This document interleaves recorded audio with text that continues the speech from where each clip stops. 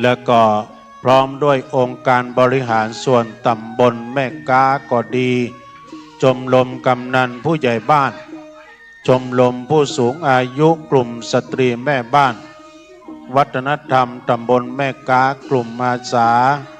กลุ่มอาสาเลิศพันธ์สะพานบุญสีพลอยประดับยนต์นะร่วมกับพุทธศาสนิกชนทุกหมู่เหล่าเนอจดชื่อก่อนให้จดชื่อเพิ่นก็ได้จัดงานนี้ขึ้นมาเนาะจัดงานเทศมหาชาติเวสสันดรชาดก13กันนะโดยเทศแบบภาคกลางมี3ธรรมาส3ธรรมาสนี่ก็คือ3ตนกันเนอะโดยได้นิมนต์พระอาจารย์ราชันอาริโยเจ้าวาดวัดกวางทองเนอะเจ้าวาดวัดกวางทองจังหวัดพิษณุโลกพร้อมกับทีมงานชุดใหญ่ไฟกระพริบพร้อมกับตัวแสดงประกอบจะมีพระเวสสันดรนางมาทีเจ้าจรีน้องกันหาแล้วก็พราหมณ์ชูชกโดยเป็นตัวประกอบการเทศเนอะสดาก็เรียกว่าเทศแบบทรงเครื่องนะเพิ่นจะได้เทศวันนี้แล้วเนอะโยมเนอะวันที่16นี่ปาลูกปาหลานมากอยกันจะเริ่มตั้งแต่9 โมงเนอะ9 โมงจนถึง5 โมงแรงซึ่งขณะนี้ก็0751ยาม9 นาทีจะถึง8 โมงแล้วอนุโมทนากับแม่บัวเขียวแดงคำก็มาจากสันติกุ่งนึเบิ่นมาร่วมบุญมาแถม100 บาทเจ้าสาธุอนุโมทนาเนอะขอให้ญาติโยมมีความสุขมีความเจริญเนาะอนุโมทนากับพ่อนานโดยเนอะชลบปพลเนอะเน้นรถหน่อยเนาะสำหรับเปิ้นเอารถมาจอดคนลงแล้วก็ขอความกรุณาเอารถไปจอดพุ่นกรรมเจ้าหน้าที่ของเทศบาลนะครับอปลนะครับเรื่องรถนะครับขอช่วยกันนะครับเรื่องรถนะครับรถตั้งหน้านะครับแล้วก็รถบางทีเปิ้ลโมโหว่าอย่าจอดที่ไหนนะครับขอความกรุณานะครับตอนนี้บ่หันเลยนะครับเนาะขอช่วยกันนะครับอาจารย์เลิศพันธ์เพื่อก่อนมีความเป็นห่วงเพราะว่ารถหลั่งไหลกันมาแล้วเนอะโยมเนอะรถหลั่งไหลกันมาแล้วขอบคุณเนาะแม่จะร่วมรำบุญจดชื่อเสียงเรียงนามก็มานี่ได้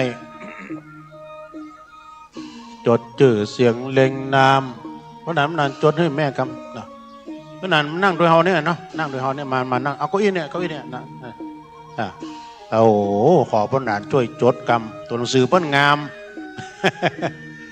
อาจารย์เลิศพันธ์มีความเป็นห่วงเนอะอปปลนะครับดื้อขวายมาแล้วรถเปิ้นหลั่งไหลกันมาเต็มหน้าวัดนะแต่ได้มาช่วยกันบริหารหรือว่าจัดการเรื่องรถเนาะจัดระเบียบรถกรรมนะเอาละศรัทธาญาติโยมมาแล้วจะร่วมกินร่วมทานร่วมทำบุญทำกุศลด้วยกันก็เจริญเท่าใดก็ได้แม่เท่าใดก็ได้เนาะโมทนาเนอะแม่สหิพูดเลยเนอะสหิพูดเลยเนอะเอามาแถมญาติโยมไปก็ได้ของดีวันนี้ก็มาได้นะเอาก็หูว่าจะมาบูชาเตียนนั้นก็49เนอะโยมเนอะ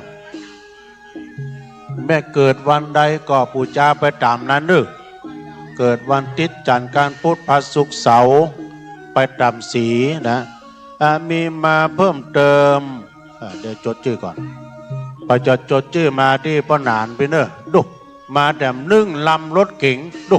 มาเต็มรถบุดอะมากันจัดหลายพี่น้องสันติกุ่งก็มาจัดนักเด้อดงป่าซางนะมาแล้วเจิญเด้อพี่น้องทั้งหลายปิงหลับปูนมาบ้านกองก็มาด้านศพทาป่าซางนี่มาแล้ว มีมาเพิ่มเติมแม่บัวเขียวแดงดำว่าแดงคำแดงคำนึก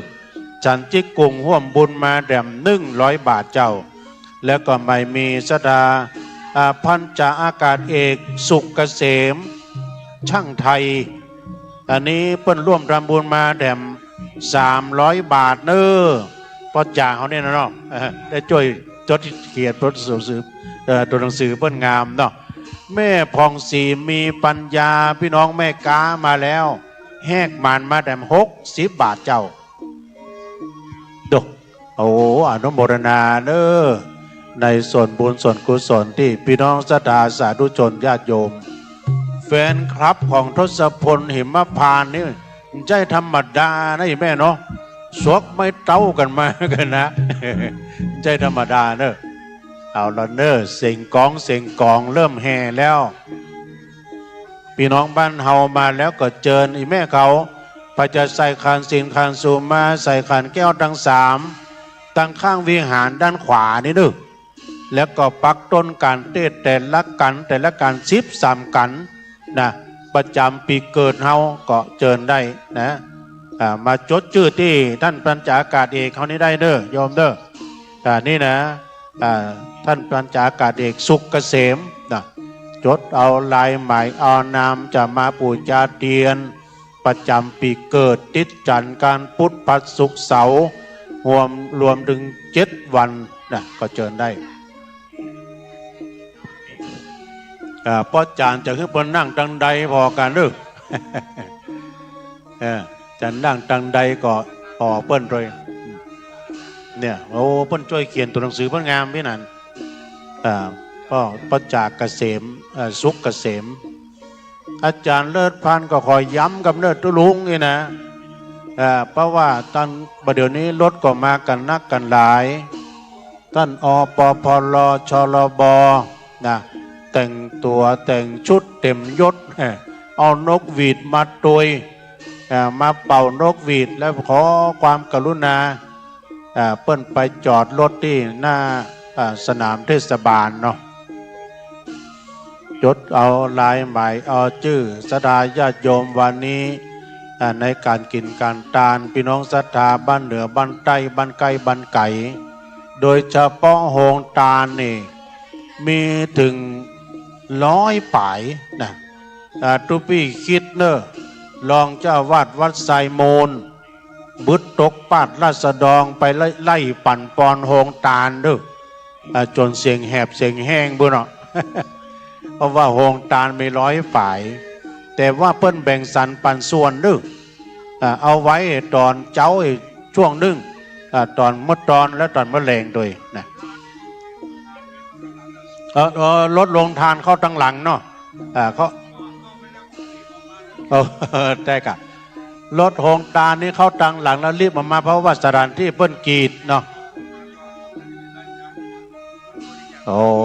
ครับครับวันนี้ต้องขอบคุณทางคณะศรัทธาที่เปิ้นร่วมบริจาคปูจาการเทศมาล่วงหน้าแล้วก็ดีนะได้บริจาคน้ำดื่มโรงทานขอขอบคุณในนามของท่านพระครูสังวรศรีลาภิรักษ์ต้องขอเจริญพรขอบคุณนะแล้วก็ท่านเจ้าภาพการเทศแต่ละกันก็ดีนะการเทศแต่ละกัน13 กันก็ต้องขอบคุณนะแม่น้อยขันทสมมาตรพี่น้องไซมนร่วมทำบุญมาแต่2,000 บาทเด้อขอเน้นโดยต้นอยู่ข้างวิหารเนาะเต้นอยู่ข้างวิหารไปปักได้เลยโยมเด้อเน้นว่าจากข้างวิหารนี้ต้นแต่ละกัน13 กันปักต้นกล้วยเลยโยมนะโมรณากับแม่จันเรือนใสเวียงตักการห่วมบุญมาแด่มจำนวน500 บาทพ่อสนันแม่อัมพรแดงชมพร้อมด้วยบุตรหลานเด้อปักร้องห่วมบุญมาแด่ม1,000 บาทเนาะอาจารย์นิรันดร์ยศศิลป์ศักดิ์ก็ห่วมทำบุญจากกอม่วงลำพูนจำนวนแด่ม500 บาทเด้อพ่อบุญธรรมแม่รัตนาสั่งคำฟันพี่น้องจากเวียงป่าเป้าเจียงไฮ ร่วมบุญมาแด่ม200 บาทมาแล้ว แล้วก็ปอน้อยนะปอน้อยลูกปอน้อยลูกจางสั่งปันหนองเย็นแม่วางเด้อร่วมบุญมาแด่ม500 บาทปอหลวงยุทธแม่หลวงใสฝนจันกุลนะเนี่ยพี่น้องหนองผ้าขาวร่วมบุญมาเนาะจำนวนแด่ม400 บาทเด้อแม่ล่าสีมาลาพร้อมลูกหลานพี่น้องไซโมนร่วมบุญมาแด่ม1,000 บาทนางสาวอาลีรัตน์ชำนาญค้าพี่น้องบ้านแม่กาถวายประจำปีเกิด5,000 บาทเด้ออนุโมทนาสาธุการนี่เพิ่นบริจาคล่วงหน้าโดยฉะนั้นญาติโยมทั้งหลายมาแล้วเจอขอเน้นว่าจะปักต้นกันข้างวิหารเด้อโยมเด้อต้นแต่ละกัน13 กันไปปักต้นที่ต้นกล้วยหันตัวยนะแล้วจะมาปูชาเทียนดอกไม้ทูบเทียนประจำปีเกิดเป็นสีไว้เกาะเจิญได้เนอะที่หน้าวิหารนี่นะโยมเนอะหน้าวิหารนี่นะจุดละ49จุดละ49แจ้งความจำนงหมายได้เนอะแล้วก็ภายจะมาร่วมบริจาคเป็นกรณีพิเศษก็ป้อจ่าสุกเกษมรอน้ำจิตน้ำใจที่พี่น้องศรัทธาที่จะมาร่วมบุญเนาะงานนี้มีการถ่ายทอดเสียงให้พี่น้องศรัทธาทางบ้านโดยตัวลุงประกาศรายชื่อได้ยินถึงลูกถึงหลานบุญดึก เพราะว่าวัดฝ่ายหินเปิ้นได้ถ่ายทอดเสียงตัวนางสาวอาลีรัตน์ชำนาญค้าอุทิศบุญกุศลตันไปหาปอดถนอมแม่อัมพาชำนาญค้าเพิ่มแถม5,000 บาทดุรวมเป็น10,000 บาทดึกขอบคุณเด้อครอบครัวของนางสาวอาลีรัตน์ชำนาญค้าแล้วก็มีนางสุชาดานางสาวกรณิกาจารุพรไซโมนร่วมบุญมาแถม500 บาทเด้อแม่อุ้ยอินแม่สาบสะเมิง200 บาทแม่สุทัศน์ดีมนแม่วาง300 บาทพ่อตาสิงคราชนายจันลันนางอรพินกาบจันไซมนแถม2,000 บาทเด้อนายจันลันนางสายทองวรรณรินพี่น้องไซมนแถม500 บาทนะก็ขอเน้นเน้อญาติโยมเนาะขอไว้สาเด้อครูบาอาจารย์ที่มีสมณะเมตตาเดินทางมาแล้วเนาะตามมัธยศัยก่อนนะครับเด้อตอนนี้ไว้สาบารมีทำต้อนรับคณะของท่านอาจารย์ราชันอริโยนักเทศได้มีเมตตาเดินทางมาถึงบริเวณวัดไซโมนเป็นที่เรียบร้อยเนาะต้องขอไหว้สาบารมีธรรมพระอาจารย์ราชันเนี่ยได้เดินทางมาถึงนะครับพร้อมทีมงานได้เดินทางมาถึงวัดแล้วเนาะตามมัธยศัยก่อนนับตอนนี้ท่านพระครูสังวรศรีลาภิลักษ์เป็นก่อปฏิสัมพันธ์ต้อนรับเนาะคณะของท่านอาจารย์ราชันเดินทางมาถึงแล้วเนาะสำหรับในงานนี้ต้องขอบคุณทางอาจารย์เลิศพันธ์ที่เปิ้นได้ให้ข้อมูลอย่างไรอย่างโดยเครื่องเสียงกำลังมาแถมแล้ว ถ้าแต่เป็นมอนิเตอร์จ้ะ ก็มีเพิ่มเติมนะแม่บุญวงดีพระเจ้าเลื่อมกันที่13ก็ร่วมบุญมาแถม300 บาทยินดีแม่บุญแม่บุญวงดีแล้วก็นางบัวลอยใจล่าไซมูล300 บาทแม่สุแก้วศรีลาพรสีเตี้ยบ้านห้องแถม200 บาทคุณรัฐกรผู้เกิด1,000 บาทนายมานพตะบุญโยตะสุนโยร่วมบุญมาแถม500 บาทตอนนี้โดนตีประคับประโคมแล้วเนอะ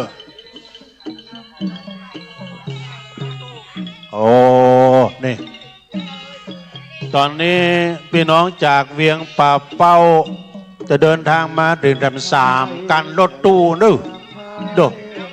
ก็มาถึงแล้วเนาะมาถึงแล้วขอบคุณอาจารย์เลิศพันธ์ประสานงานนะได้ให้ข้อมูลมาขอบคุณเด้อพี่น้องศรัทธาจากเวียงป่าเป้าเดินทางมาถึงนะ3กันรถตู้นะฮับข้าวต้มก่อนดึกได้กินข้าวต้มกันก่อนเอาละตอนนี้นะทีมงานเพิ่นลองเสียงแล้วจะเล่แล้วลึกจะเล่แล้วจะเล่นะแม่มาหอมนี่แม่ที่อาจารย์โอ้ได้เป็นซองอ่านเลยได้เป็นซองอ่านเลยเนาะหน้าไปย่ำได้กินข้าวไปกินข้าวต้มเลยนึกไปกินข้าวต้มที่ตั้งหลังวิหารเนี่ยดูแต่พี่น้องเวียงป่าเป้าตุพี่อ่อยพอเนอตุพี่อ่อยต้อนรับเปิ้นกรรมโอ้เนี่ยเปิ้นลองเสียงแล้วเนอศรัทธาญาติโยมแม่พุทธวิชัยคำพร้อมบุตรหลานไซโมน1,200 บาทเด้อแม่เดือนเพ็ญทิมหว่างหนอง5น้ำบ่อหลวงแดม300 บาทคุณกนกพิชัยนาห้วยงูในฝางก็ร่วมรำบุญมาแต่5,000 บาทเด้อแต่5,000 บาทแล้วก็พี่น้องทางเมืองทางเวียงป่าเป้าไปกินข้าวก่อนเด้อไปกินข้าวต้มกันก่อนด้วยความเป็นห่วงจากท่านพระครูสังวรศิลาภิลักษ์ด้วยโอ้แม่สีดาเขาก็มาแม่ตางานแม่อรพันธ์โมป้อเขาด้วยป้อบุญธรรมสั่งคำฟันมากินข้าวก่อนมากินข้าวก่อนโอ้พี่น้องเวียงเป่าเป้าผู้มากันหลายลูกไปทางมาทางซ้ายไปเลยพี่วันนี้จะได้หารออสคาราไมล์ด้วยนะเจิญเจ้ายินดีต้อนรับพี่น้องเวียงป่าเป้าเด้อโอ้ออกวัดออกบ้านมาตั้งแต่4 โมงเนาะ4 โมงไงเนาะแม่5 โมงเนาะไปกินข้าวก่อนไปกินข้าวก่อนห้องครัวเด้อห้องครัวเด้อเพิ่นแก่งเข้าไปเลยเดี๋ยวนักเทศก็มาแล้วนักเทศเพิ่งก็มาแล้วขณะนี้ก็เวลา08:07 8:07 นาทีแล้วเนอะสดาญาติโยมทั้งหลายเนี่ยจดชื่อเสียงเรียงนามได้พี่น้องเอาอธิษฐานจิตใส่ในหีบไว้เลยสาธุนะต่อไปก็ประกาศรายงานบริจาคเพิ่มเติมต่อเติมเสริมต่อเนาะก็มีนางมีแม่บัวตั้งแต่ไหนแม่ผ่องศรีมีปัญญาแม่กาเนื้อห่วมบุญมาแต่60 บาทป้อน้อยแม่เตยบุญมาพี่น้องจากดงป่างิ้วห่วมบุญมาแต่100 บาทแม่อุ้ยดีปันสมพี่น้องดงป่างิ้วห่วมบุญมาแต่100 บาทแล้วก็แม่ลักษมีเนาะอินตะเนี่ยมันมาจากดงป่างิ้วห่วมบุญมาแต่100 บาทนางสาวสุปราณีอินตะอุทิศบุญกุศลแด่ดวงวิญญาณของป้อถนอมอินตะบ้านดงป่างิ้วแต่100 บาทเนอสาธุอนุโมทนาเนาะเอาแล้วพี่น้องเวียงป่าเป้าป้อบุญธรรมเขาเนอไปกินข้าวน้ำข้าวไงก่อนแม่สีดาเขาแม่อรพันธ์โมป้อเขาพี่น้องทางเวียงป่าเป้าพี่น้องทางบ้านใกล้บ้านไก่บ้านหิมในห้องครัวนึกก็ด้วยเดชบุญกุศลที่พี่น้องศรัทธาได้ร่วมบุญกุศลได้กินได้ทานกันในวันนี้ก็ดีขออนุโมทนาเด้อในส่วนบุญส่วนกุศลที่ได้ร่วมบุญกุศลในครั้งนี้ด้วยตอนนั้นมีก็นายอุทัยนางทองพูนกันทายศพี่น้องไซมูลร่วมบุญมาแถม500 บาทแล้วก็มีในสงวนนางสุพรรณติ๊บเป่งก็บ้านไซมูลร่วมบุญมาแถม500 บาทคุณสุชาติเนาะแล้วก็คุณ นัทพรอัมไพพันธ์พี่น้องบ้านทิปุณละปูนร่วมบุญมาแต่500 บาทเด้อคุณอัมไพภูมิชัยแม่อัมไพภูมิชัยนี่ก็ไซโมน200 บาทแล้วก็มีแม่สุชาดาไวติ้งก็ไซโมนร่วมบุญมาแต่200 บาทยินดีเนอะเอาแม่จดเลยนะจดที่พ่อจ่าสุกเกษมจดไปตามนั้นขอมีแม่สุชาดาไวติ้งไซโมนร่วมบุญมาจำนวนแต่200 บาทแล้วก็มีแม่ศรีนวลบุญกุลและพร้อมด้วยครอบครัวไซโมนร่วมบุญมาแต่200 บาทนางนันทนาทาคำและพร้อมครอบครัวไซโมน200 บาทนายเพนนางไพวันแสนเศษไซโมนแต่300 บาทนางอรุณวันคล่องการงานไซโมน200 บาทนายอินสนนางมาลิวันกันทายศไซโมนแต่500 บาทอาจารย์สว่างแม่อัมพรเรืองสวัสดิ์จากห่างดง500 บาทร้อยตรีนรงค์ฤทธิ์ทานตาประเสริฐทอนตาประเสริฐอันนี้ท่านรองนายกอบต.แม่กาท่านร้อยตรีนรงค์ฤทธิ์นมัสการหลวงพ่อครับอาจารย์เดินทางมาแล้วด้วยความเคารพอาจารย์ราชันอริโยตุลุงก็เพิ่งจะเห็นองค์จริงตัวจริงวันนี้ เนี่ยท่านได้มีสมณะเมตตาเดินทางมาถึงแล้วพร้อมกับทีมงานนะครับเนี่ยนักเทศระดับประเทศนะโยมจากจังหวัดพิษณุโลก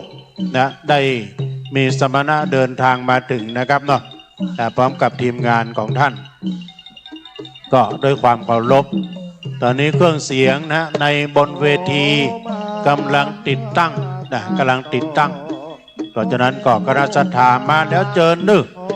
ไปจะห้อมบริจาคการเทศมาทางนี้เลยนะบริจาคการเทศการทำเพื่อนว่าขอขึ้นเน้นนี่นะท่านพระครูว่าเน้นต้นกล้วยทางพินึกทางด้านวันตกหรือว่าทางข้างวิหารไปจะปักต้นการเทศนะแต่ละปีเกิดเฮานะเจิญกันได้เนาะแล้วก็ไปจะปูจาการเทศการทำปูจาเตียนประจำปีเกิดก็เจิญกันได้เนอะเปิ้นมีเป็นสีไว้นะหรือว่าศรัทธาญาติโยมเฮาจะบริจาคในงานครั้งนี้นี่เปิ้นก็จัดเป็น2 อย่างจัดหารายได้นี้ก็เพื่อว่าจักเอามาสร้างหอระฆังของวัดไซโมนโดยเสร็จจากหั่นแล้วเปิ้นก็จะเอามาร่วมซื้อข้าวสารอาหารแห้งให้กับผู้ด้อยโอกาสผู้ยากไร้ตลอดถึงผู้ป่วยติดเตียงโดยเนาะนี่ก็เป็นวัตถุประสงค์ของเมตตาธรรมอาจารย์พระครูสังวรศรีลาภิลักษ์ประธานในการจัดงานในครั้งนี้พร้อมกับท่านอาจารย์เลิศพันธ์ขัวสะพานบุญจากศรีพลอยประดับยนต์ในครั้งนี้ด้วยนะมาแล้วก็เจอนะโยมไปจะมาจดเอาชื่อเสียงเรียงนามจดลายหมายชื่อดูรถจิ๊บรถเก่งรถตู้มาติ๊กประเดี๋ยวนี้นะไปมาก่อนนั่งตั้งหน้าไปมาจ้าก่อนนั่งตั้งหลังการไปมาที่หลังก็เย่งแย่กับนี่นะจะได้หานตัวจริงองค์จริงของนักเทศที่มีฝีปากเก่งระดับประเทศตลอดถึงได้พอได้ชมนักร้องนักแหล่นักร้องนักแหล่ของทศพลหิมพานต์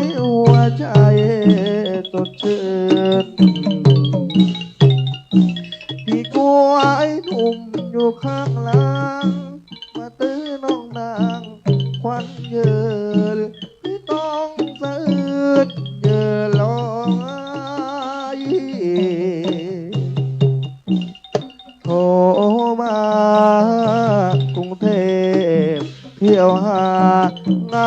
คำตากแดดหน้าดำที่ทนคำไปถึงงานรับจ้างทุกแห่งหนเป็นเพราะความจนอยากเห็นใจ หวังเก็บเงินไป แต่งกับเธอ จงรอพี่กอดขอวอนเถิดน้อง อย่าให้ต้องมองเพราะน้องนะพี่รักเนื้อนวลอย่างสุดซึ้งคิดถึงพี่บ้างหรือเปล่าเธอ ส่วนพี่ที่เพ้อคิดถึงอ่างแล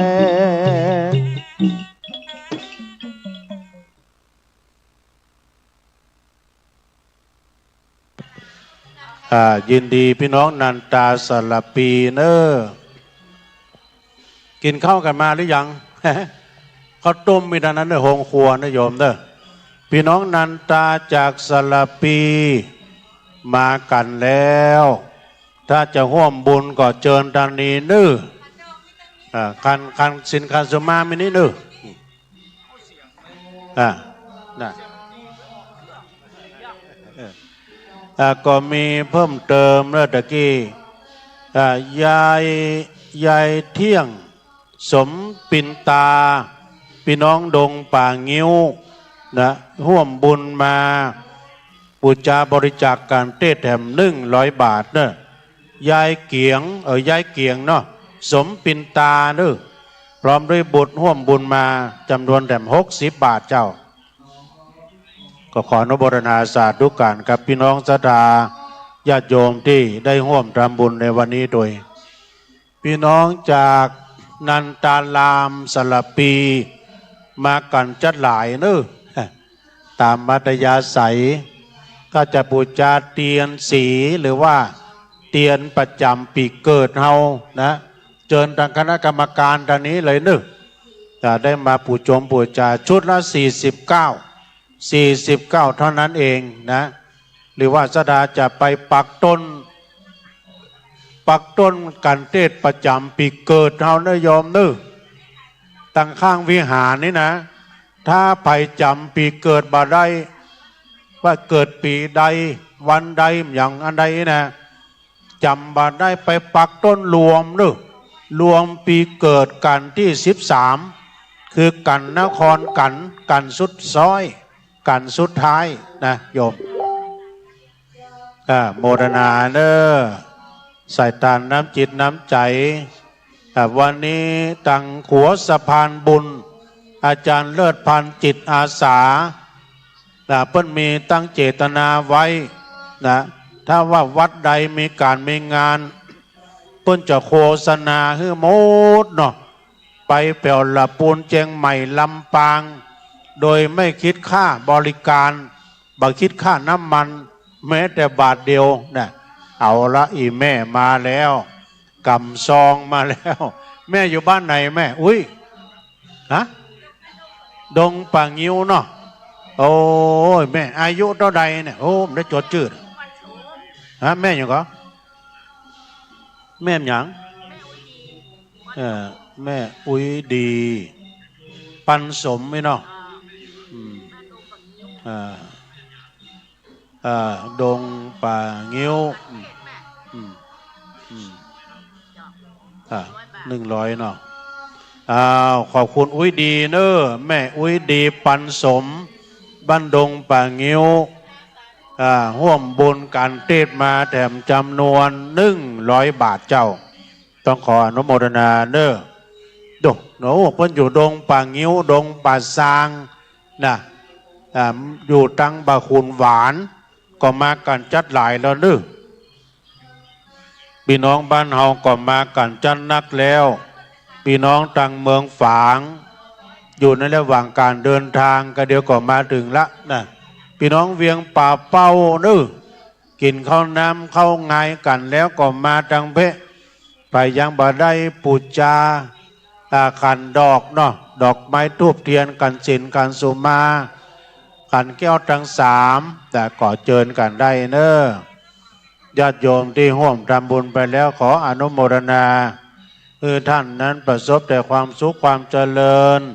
หายพ้นเสียจากยังป่าประเคราะห์ภัยตัวร้ายทั้งหลาย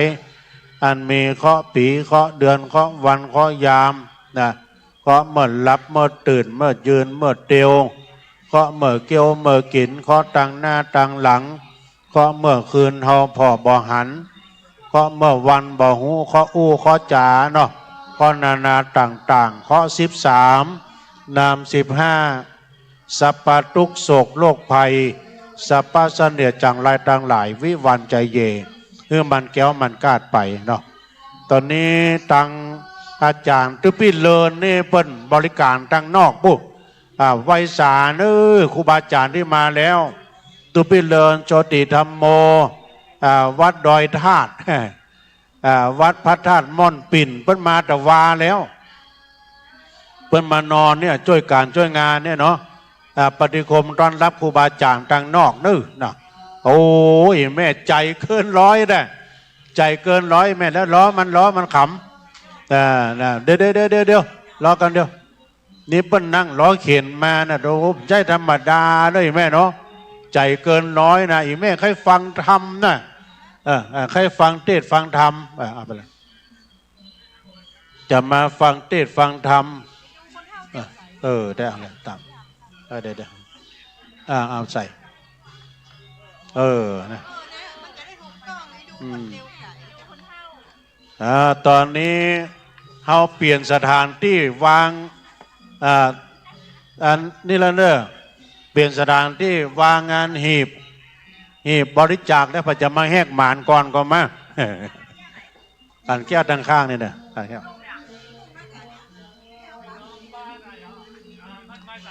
โอ้พี่น้องบ้านใหม่สามหลังเนาะมาแล้วดูมันมาแต่นึ่งลำรถตู้เนอะใหม่สามหลังมาแต่แล้วโอ้อันนั้นพี่น้องเมืองฝางไงกันนี่มาแต่ลำรถตู้เนอะมาแล้วสดาญาโยมตุพี่เลินพ้นต้อนรับเลยพี่น้องเมืองฝางเนาะมาแล้ว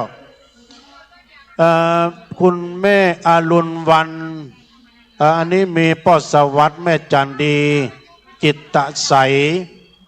บรรไสโมนห่วมบุญมาแถม500 บาทนายกันดิตนางนัทนัน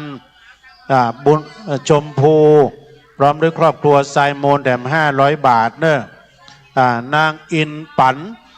อินแก้วโอ้มาแล้วโยมสีดาคนงามไปกินข้าวก่อนพี่น้องเวียงป่าเป้ามาแล้วในโอกาสในตอนนี้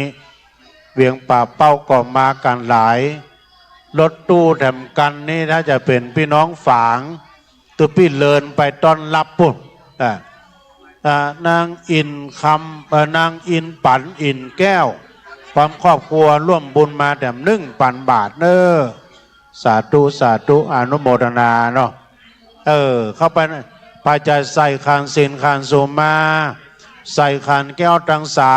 3ก็เจิญกันได้เนอะข้างวิหารข้างวิหารพี่น้องบ้านไก่มากันแล้วปจะมาจดชื่อเสียงเรียงนามมาที่พ่อจ่าสุขเกษมรอน้ำจิตน้ำใจเอาละมาแต้มกันรถตู้แต่อาจารย์เลิศพันธ์ดังใดหมุนรถเก่งรถจิ๊บรถตู้ทยอยกันเข้ามาแล้วมานักมาหลายเจิญเจ้าถ้ามีซองมอบเพื่ออาจารย์สุขเกษมเราจะร่วมบุญเขียนชื่อเขียนนามจะปูชาเทียนสีเทียนประจำปีเกิดดอกไม้ทูบเทียนเกาะเจิญกันได้เนาะก็มีนางนัทมนบุญเลืองนางสาวอาทิตยาคำชีละห่วมบุญมาแด่ม500 บาทนายวิทยานางสุมาไลนะเตจะห่วมบุญมาแด่ม100 บาท1,000 บาทเจ้าสาธุนี่พี่น้องดังใดหมูนี่นะ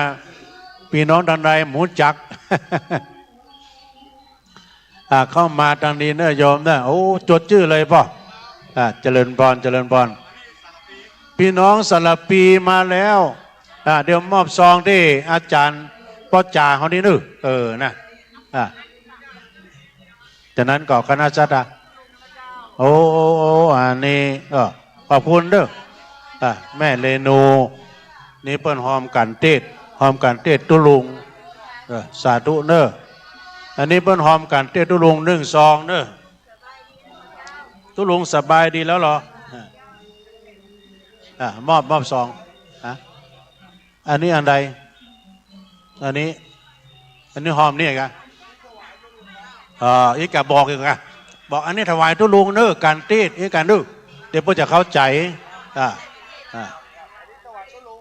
ขอบคุณเนอะต้นในกันนอกนี่เนอะสดาเนอะไปปักยอดที่ข้างวิหารเลยอาจารย์พระครูสั่งวอนมี5เนี่ย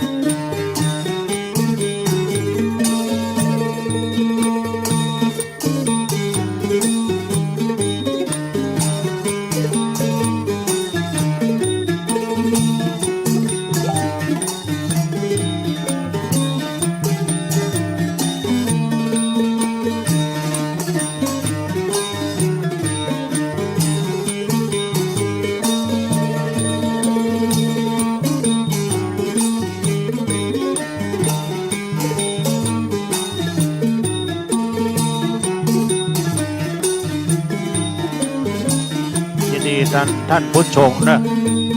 พวกพอเฮาโดยปอดถาแม่แดงสุวรรณพี่น้องบ้านป่ากล้วย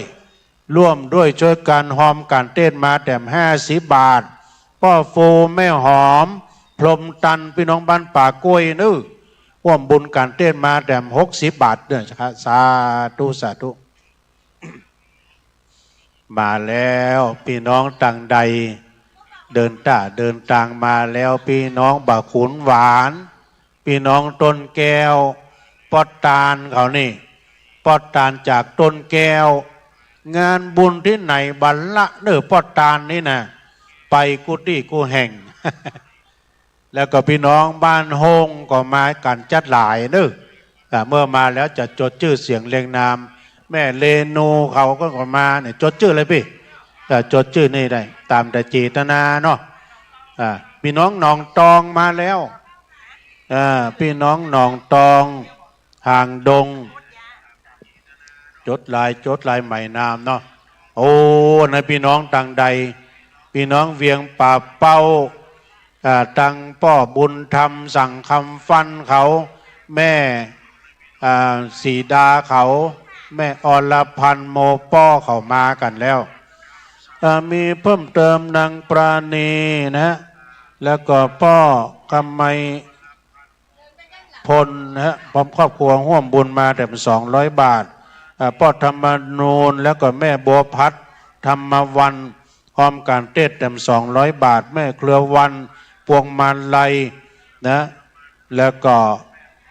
ร่วมบุญมาแต่500 บาทนางสาววณิชยาด้วยนะก็ขออนุโมทนาสาธุการด้วยเนอะพี่น้องดังใดจ้านี่มาแล้ว เจิญเจ้าถ้าจะใส่ขันดอกไม้ขันศิลขันสุมาใส่ขันแก้วทั้ง3ก็เจิญตั้งข้างวิหารนี่เนาะจะปักยอดการเทศการทำเตียนมีตั้งหน้าวิหารไปดื้อเตียนปู่เจ้าวันเกิดก็ดีประจำปีเกิดเฮาตีหันเลยเนอะโอ้อันนี้พี่น้องต่างใดมาแต่มกันรถตู้ไปหาที่นั่งตามกลุ่มเฮานึ49 บาทเอาเลยพี่อนุโมทนาเนอะสำหรับเตียนเนาะเจิญเจ้าสดาญาโยมจะได้ร่วมบุญกุศลในโอกาสในตอนนี้ก็เจิญได้จดชื่อเลยพี่จดชื่อเลยอาจารย์เลิศพันธ์สาพานบุญโอ้นี่พี่น้องศรัทธาพี่น้องบ้านแม่ของก็มาแล้วพี่น้องหนองตองคณะศรัทธาวัดป่าลานเหนือดอยหล่อตัวโอ้มากันแล้วแม่สีทอนจากแม่คองก็มาแล้วนี่มากันหลายตึงชมลมโอ้ไวสาท่านพระครูปิยศีลวิเชียรนะเจ้าวัดป่าลานเหนือได้มีสมณะเมตตาเดินทางมาอันนี้คณะศรัทธาพี่น้องต้นแก้วนะต้นแก้วโดยกันนามของปอดตาลเนาะปอดตาลต้นแก้วมาแล้วจดชื่อกรรมแม่จดชื่อกรรมนี่แม่จดชื่อที่พ่อจานอันนี้มีเพิ่มเติมแม่ทองใบกันสิทธิ์พี่น้องปากศพกุ้งเหมือนกันนะปากศพกุ้งนี่มีทางใดมั้งเนาะร่วมบุญการเต้นมาแต่100 บาทขออนุโมทนานะแม่แม่จดชื่อเลยจดชื่อนี่จดชื่อเตียนมีดังนี้นะโยมไปจะบูชาเตียนสีเพราะว่าเตียนยังเป็นสีก็ประจำปีเกิดอีแม่เกิดวันติดวันเกิดเนาะประจำวันเกิดเกิดวันติดก็สีแดงเนาะอันนี้อย่างเดินแรกสตังค์พี่เพิ่นแรกสตังค์ขอไหว้สาบารมีธรรมอาจารย์ท่านพระครูนิมนต์ที่บนศาลาเลยนะครับบนศาลาไปจะใส่ขันศิลขันสุมาใส่ขันแก้วทั้ง3ก็ตีข้างวิหารนี่ตีข้างวิหาร แล้วก็สดาญาติโยมจะบูชากันเทศจดชื่อที่ปอจ่าได้ หรือว่าสดาจะบูชาเทียนประจำวันเกิดเนาะไม่ใช่ปีเกิดนะประจำวันเกิดก็ขอเชิญได้เนอะตอนนี้องค์นักเทศท่านอาจารย์ราชันอริโยพร้อมกับทีมงานของท่านนั้นได้มีสมณะเมตตาเดินทางมาถึงตะเจ้าแล้วเนอะนะมาดำการรถตู้สองการรถตู้อาจารย์เลิศพันธ์เป็นพี่น้องทางใดโมเนอร์ โอ้โหปอเลี้ยงเขาก็มาแล้วเชิญนะเจ้าเด้อโอ้วันนี้ไหลถ้าเป็นซองมอบนี่เลยก็ได้เนอะเดี๋ยวอ่านรายชื่อรายนามจะใส่คานจินคานสูมาใส่คานแก้วทั้งสามหรือว่าสดาญาติโยมเมาได้ห่วมตะกี้มีแม่ทองใบกันสิทธิ์พี่น้องห่วมบุญกันเทศมาแด่ม100 บาทอันนี้มีอันนี้ศรัทธาป้อสมัยแม่พิมพาใหม่เขียวนางสาวพิมพันธ์ใหม่เขียวห่วมกันเทศมาแด่มจำนวน200 บาทนึขออนุโมทนาสาธุการนั่งทางในนะโยมเด้อทางในผู้นักกว้างขวางแม่จดชื่อก่อนเนาะขอช่วยกันจดชื่อกันพี่น้องแม่ทะลำปางมาส่องกันรถตู้ก่อนนึอำเภอแม่ทะจังหวัดลำปางเนี่ย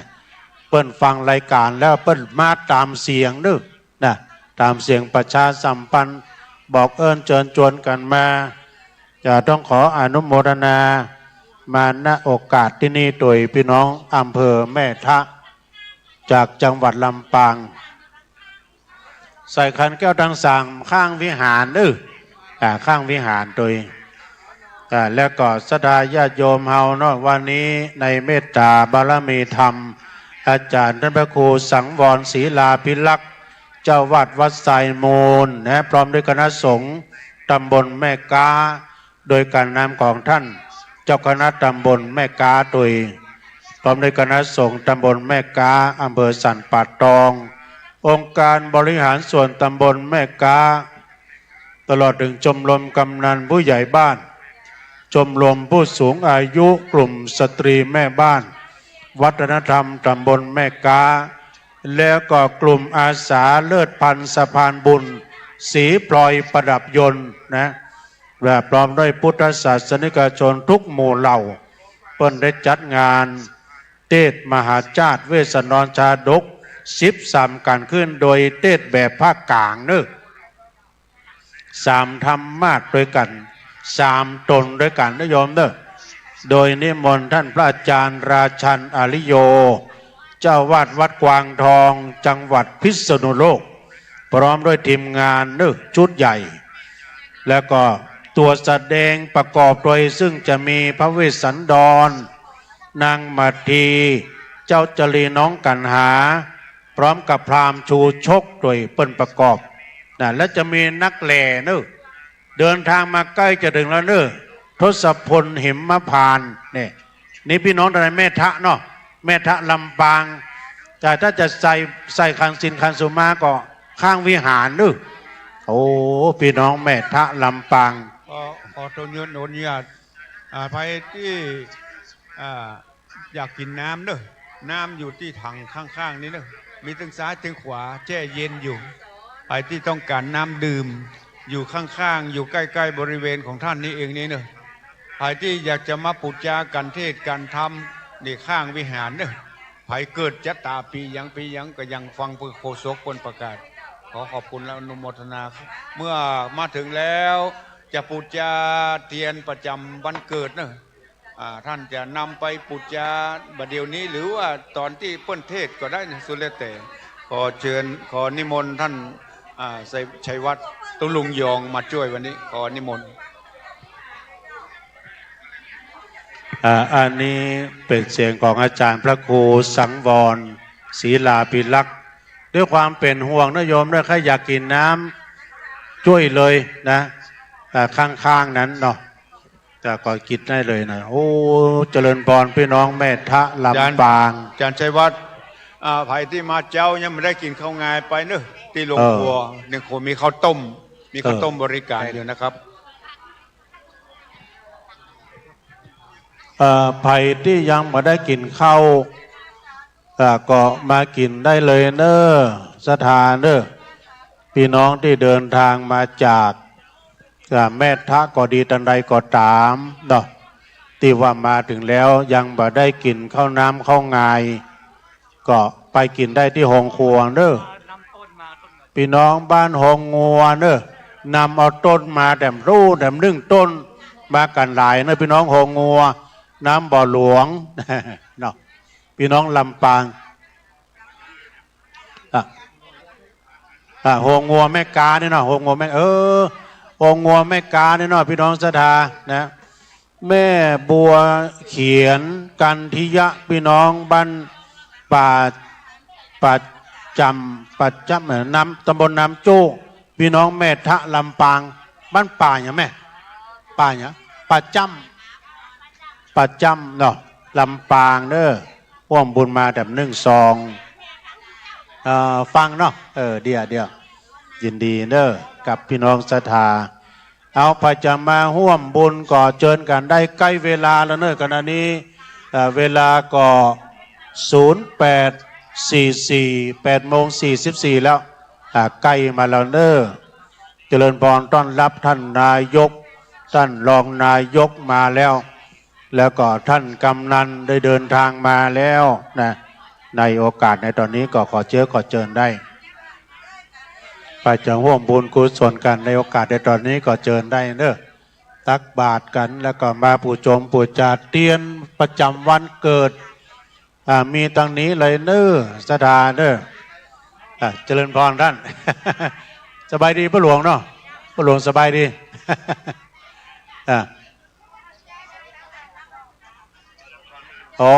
ยินดีต้อนรับท่านสจ.นพดลสจ.ในเขตเทาท่านได้เดินทางมาถึงก็เดียวท่านสจ.จะได้กล่าวรายงานให้กับท่านในอำเภอท่านในอำเภอก็จะได้มาเปิดงานนะพร้อมกันนั้นพระสงฆ์9 รูปจะได้เจริญชัยมงคลคาถาชัยยันโตกันก่อนที่จะได้เทศก็จะเปิดงานเนาะจากท่านอำเภอสันป่าตองเอามาเลยพี่มากันแล้วเชิญกันได้เนอะพี่น้องศรัทธาต้าไม่อิก็มาเนาะเดี๋ยวนี้นะป่าเปล่าต้าไม่อิมากันแล้วเชิญได้จดเอาลายใหม่เอานามเนอะศรัทธาเนอะเอานี้อันนี้เขียนคำต่อไปขอประกาศรายนามบริจาคเพิ่มเติมเขียนนั้นต่อคุณแม่คุณนีนะเนาะเฟืองกุยพี่น้องบ้านหงงัวร่วมทำบุญทำกุศลแถม100 บาทอันนี้อีแม่เขาก็มาเนอะแม่จันทิพย์จังซอแม่จันทิพย์เดี๋ยวซอสักบทเนอะแม่จันทิพย์มีป้ออินสอนแม่สายทองตะนาเนี่ยพี่น้องดงป่าซางบริจาคหอมการเทศมาแต่100 บาทพ่อตาลแม่สีวันแดงคำนึพี่น้องต้นแก้วน้ำบ่อหลวงร่วมบุญมาการเทศแต่200 บาทวาริวหาปุราปริปุเรนติสากลังเอวะเมวะอิโตทินังเปตานังอุปกปติอิสิตังปฏิตังตุมหังกิปะเมวะสมิสตุสเพปเรนตุสังกปาจันโทปนารโสยถามณิโชติละโสยถาเอวังหุนตุสัมปติสามีดีละอาจารย์ในวันนี้ก็เป็นวันดีทิถีอ่านวิเศษว่าหมายมีบุรสถาคุณกนกพิชัยนาพร้อมครอบครัวบ้านห้วยงูในอำเภอฝางจังหวัดเชียงใหม่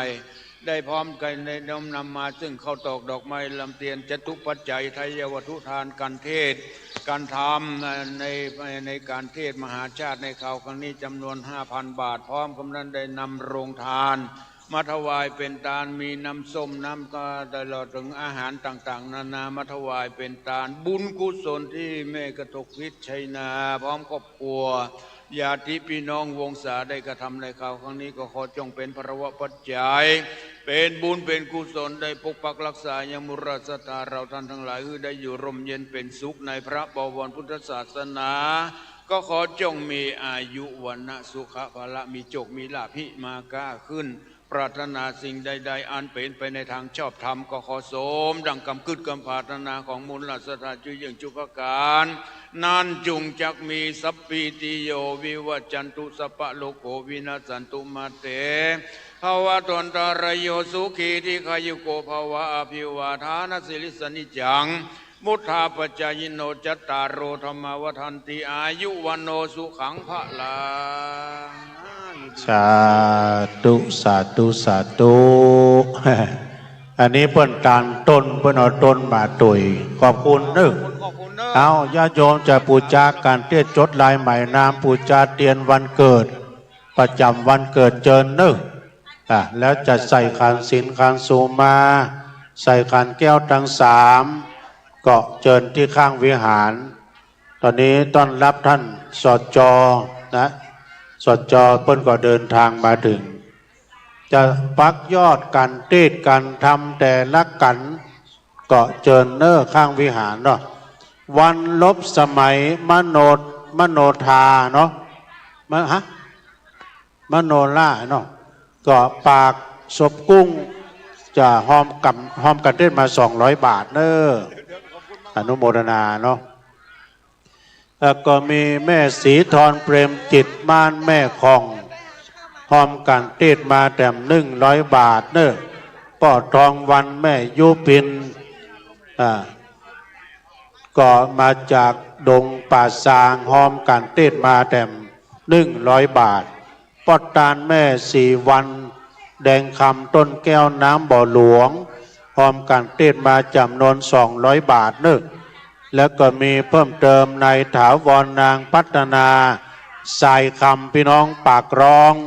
ร่วมบุญกันเทศมาแต่500 บาทแม่จันคำโพจินดาก็มาจากแม่ทะลำปางหรือแม่ทะลำปางมา2 กันรถตู้ร่วมบุญกันเทศแต่100 บาทเพราะอินแก้วแม่เกียงคำเขาโมนนึกมาจากปากห้องนี่นะร่วมบุญมาแต่300 บาทเจ้าสาธุสาธุอนุโมทนาเด้อ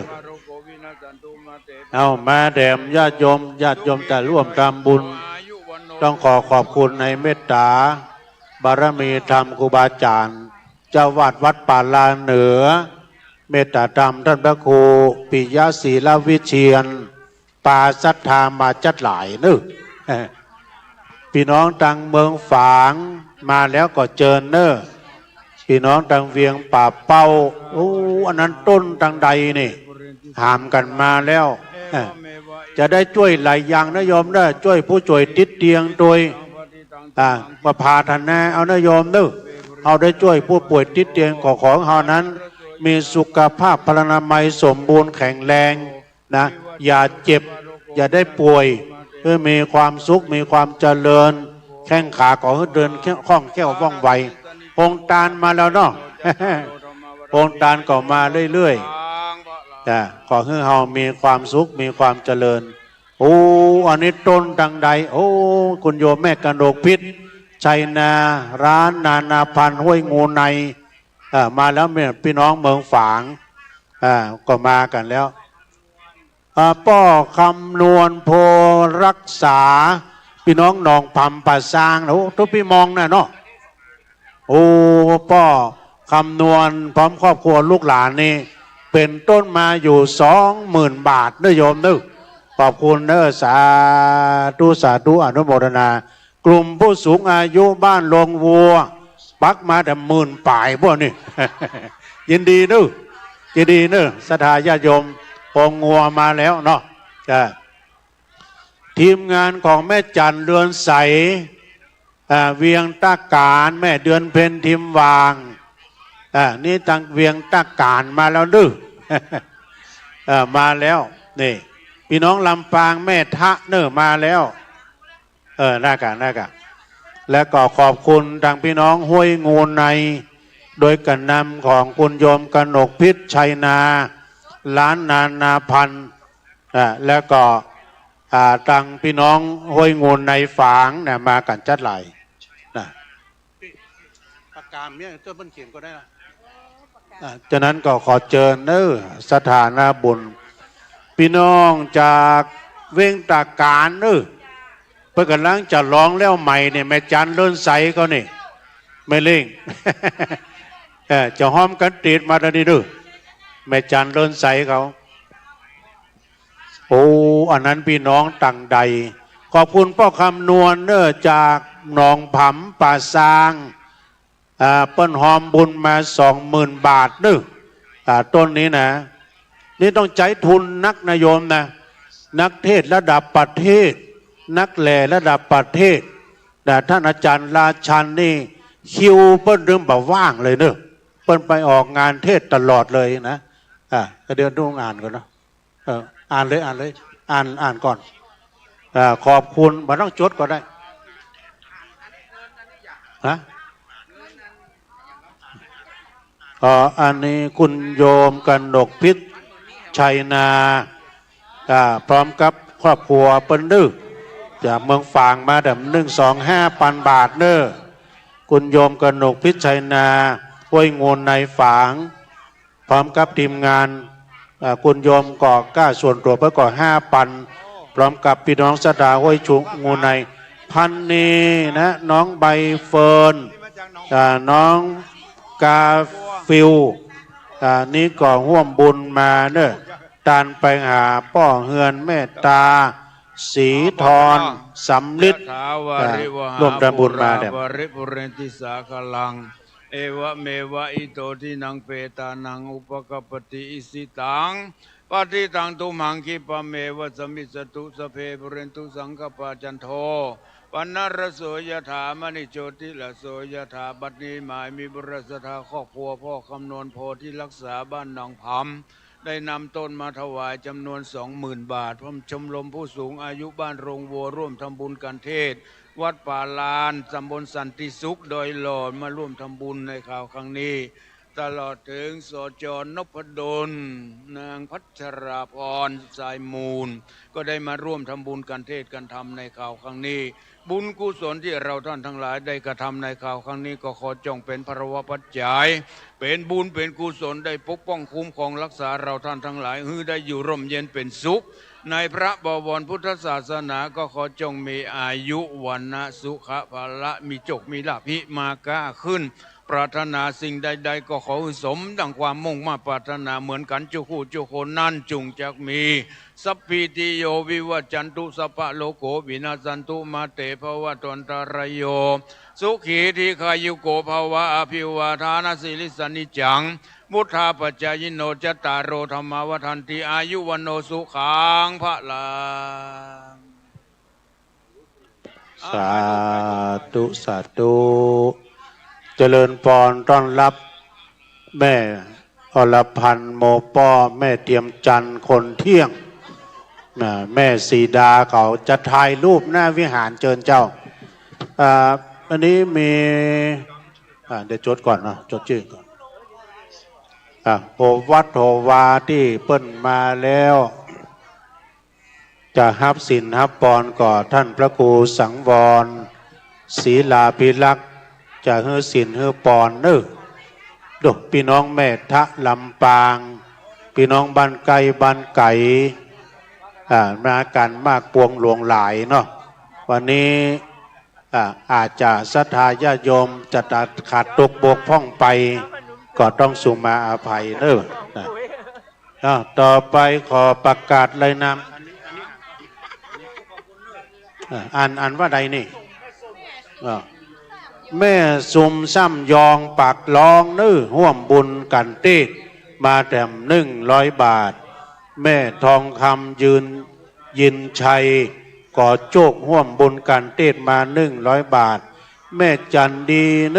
เครือเกียวแม่บ้านจำแม่ทะลำปางห่วมบุญกันเต้มาแต้ม100 บาทศรัทธาไม่ไหนอะมาช่วยกันจิ้นหน่อย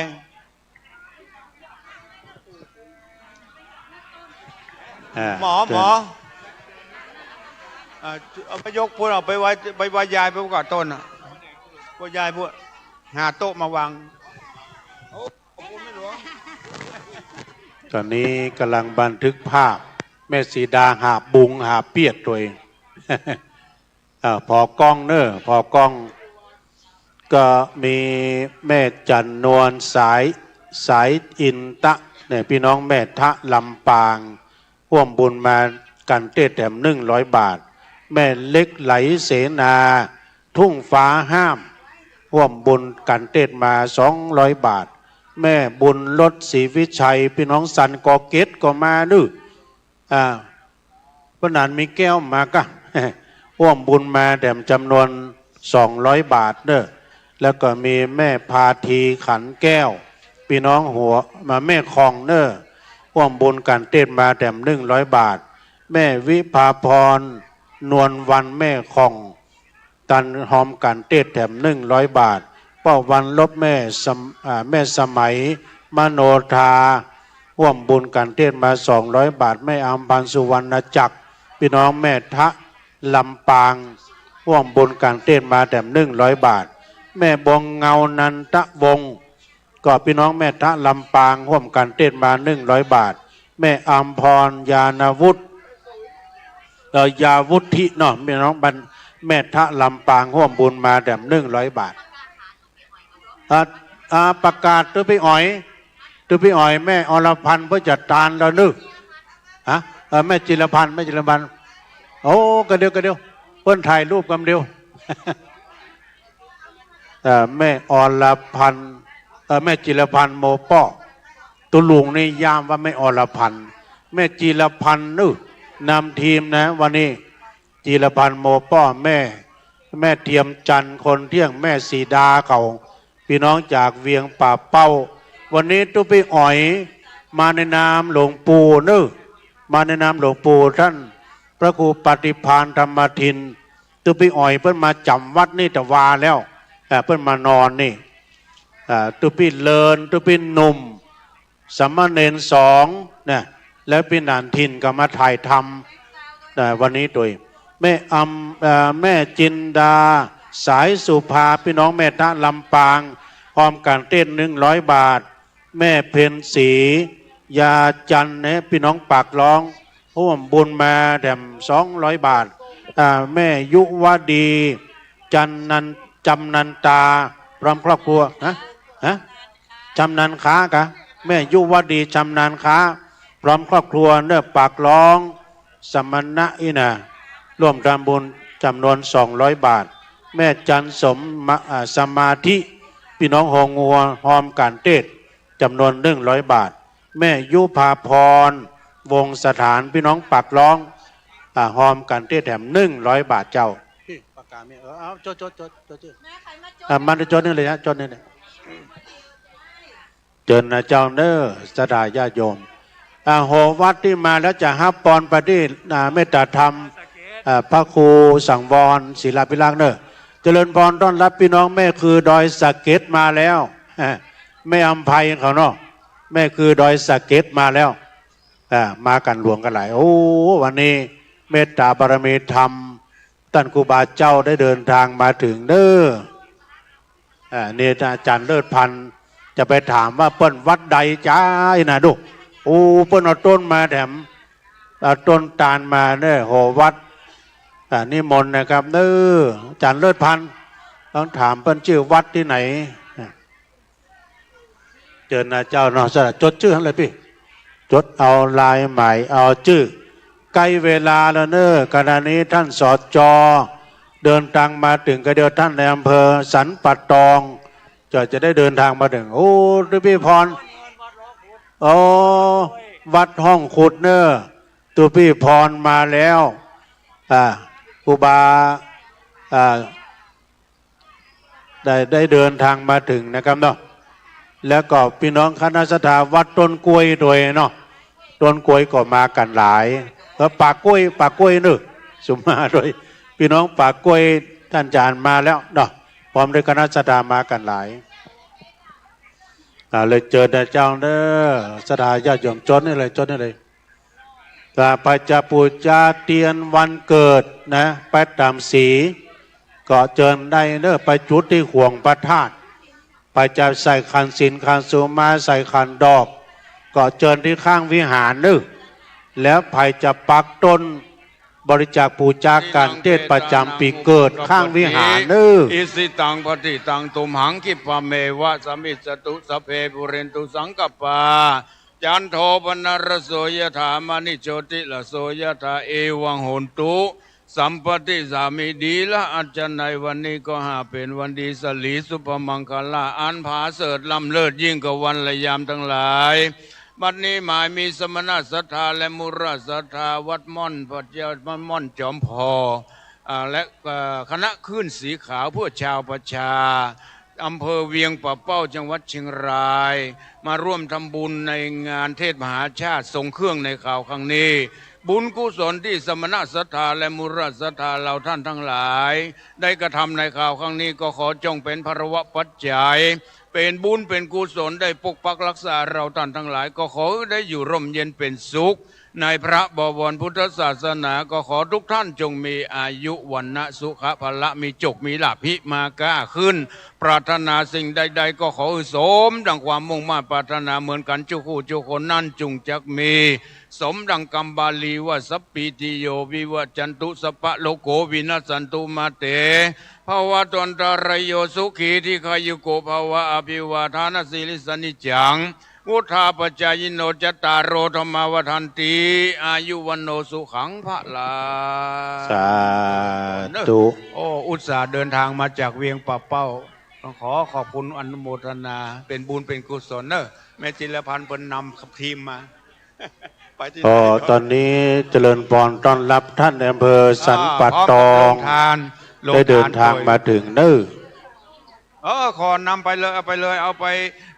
มอบแก่ศรัทธาประชาชนเนอะโอ้เป็นบุญเป็นกุศลอันยิ่งใหญ่มาจากเวียงเชียงราย นอกจากมาทำบุญจตุปัจจัยอันนี้ศรัทธาวัดรองคุดนำต้นจตุปัจจัยมาคณะกรรมการมาเก็บนี่กำเนิดมาช่วยทางเก็บต้นเงินเดี๋ยวเอาไปวางที่โต๊ะโต๊ะลุงอ๋อยขอนำเอาอันนี้มิ้นเอาไปคนละอัน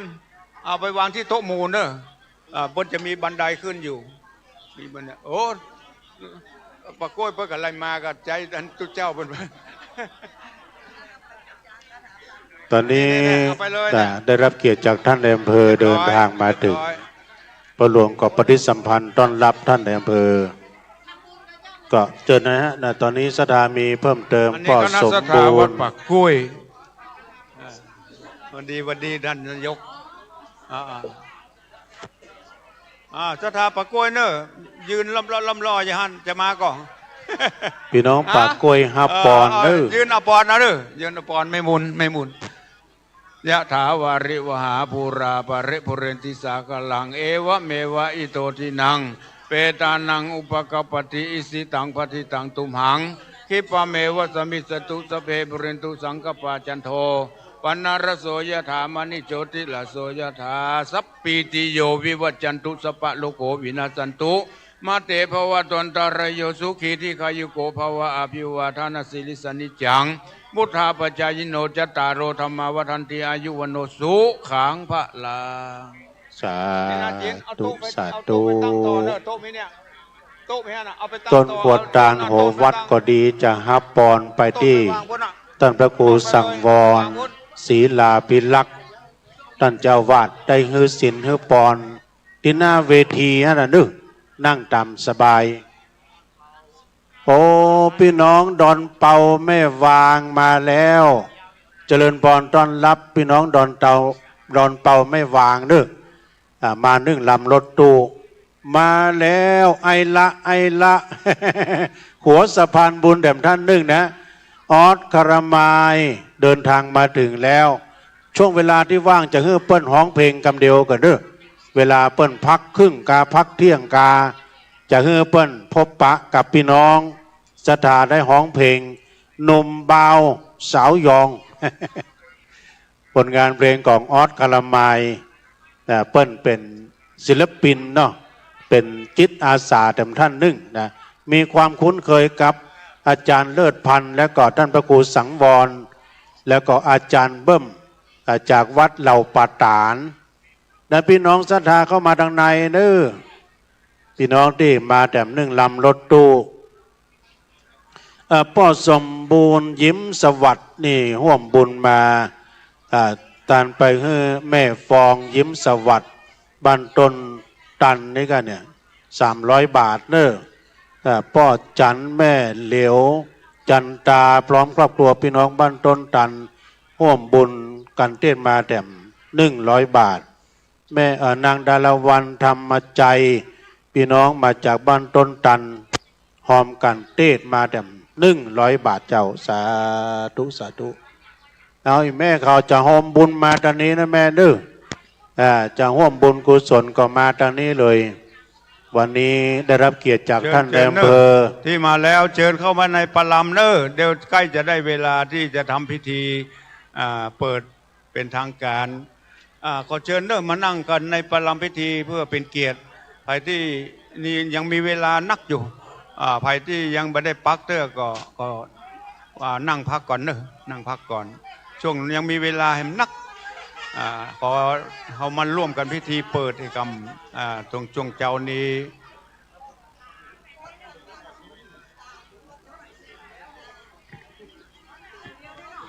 ขอพี่น้องศรัทธาวัดแม่กาโดยการนำของท่านพระครูนึกได้มีสมณะเมตตาเดินทางมาถึงโอ้พี่น้องแม่กามาฮับปอนนึกฮับปอนร่วมกันเจ้าคณะตำบลเฮามาแล้วนะครับนึกมาแล้วนิมนต์นะครับเด้ออย่างท่านพระครูสังวรเพิ่นได้บอกไว้ว่าใกล้เวลาพี่น้องหลังจากหอมบุญหอมกุศลหอมทานแล้วหาที่นั่งตามสะดวกสบายเนอะเพิ่นจัดไว้ 2,000 ที่นั่งอาจารย์เลิศพันธ์ว่าเฮ้ยจัด 4,000 แต่ว่ามันเต็มวัด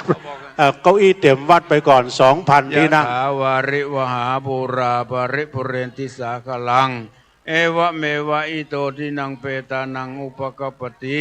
อิสิตังปฏิตังตุมหังคิปะเมวะสมิสตุสเพปุเรนตุสังกปาจันโทปนารโสยถามณิโจติละโสยถาดีละอาจารย์ในวันนี้ก็หาเป็นวันดีทิที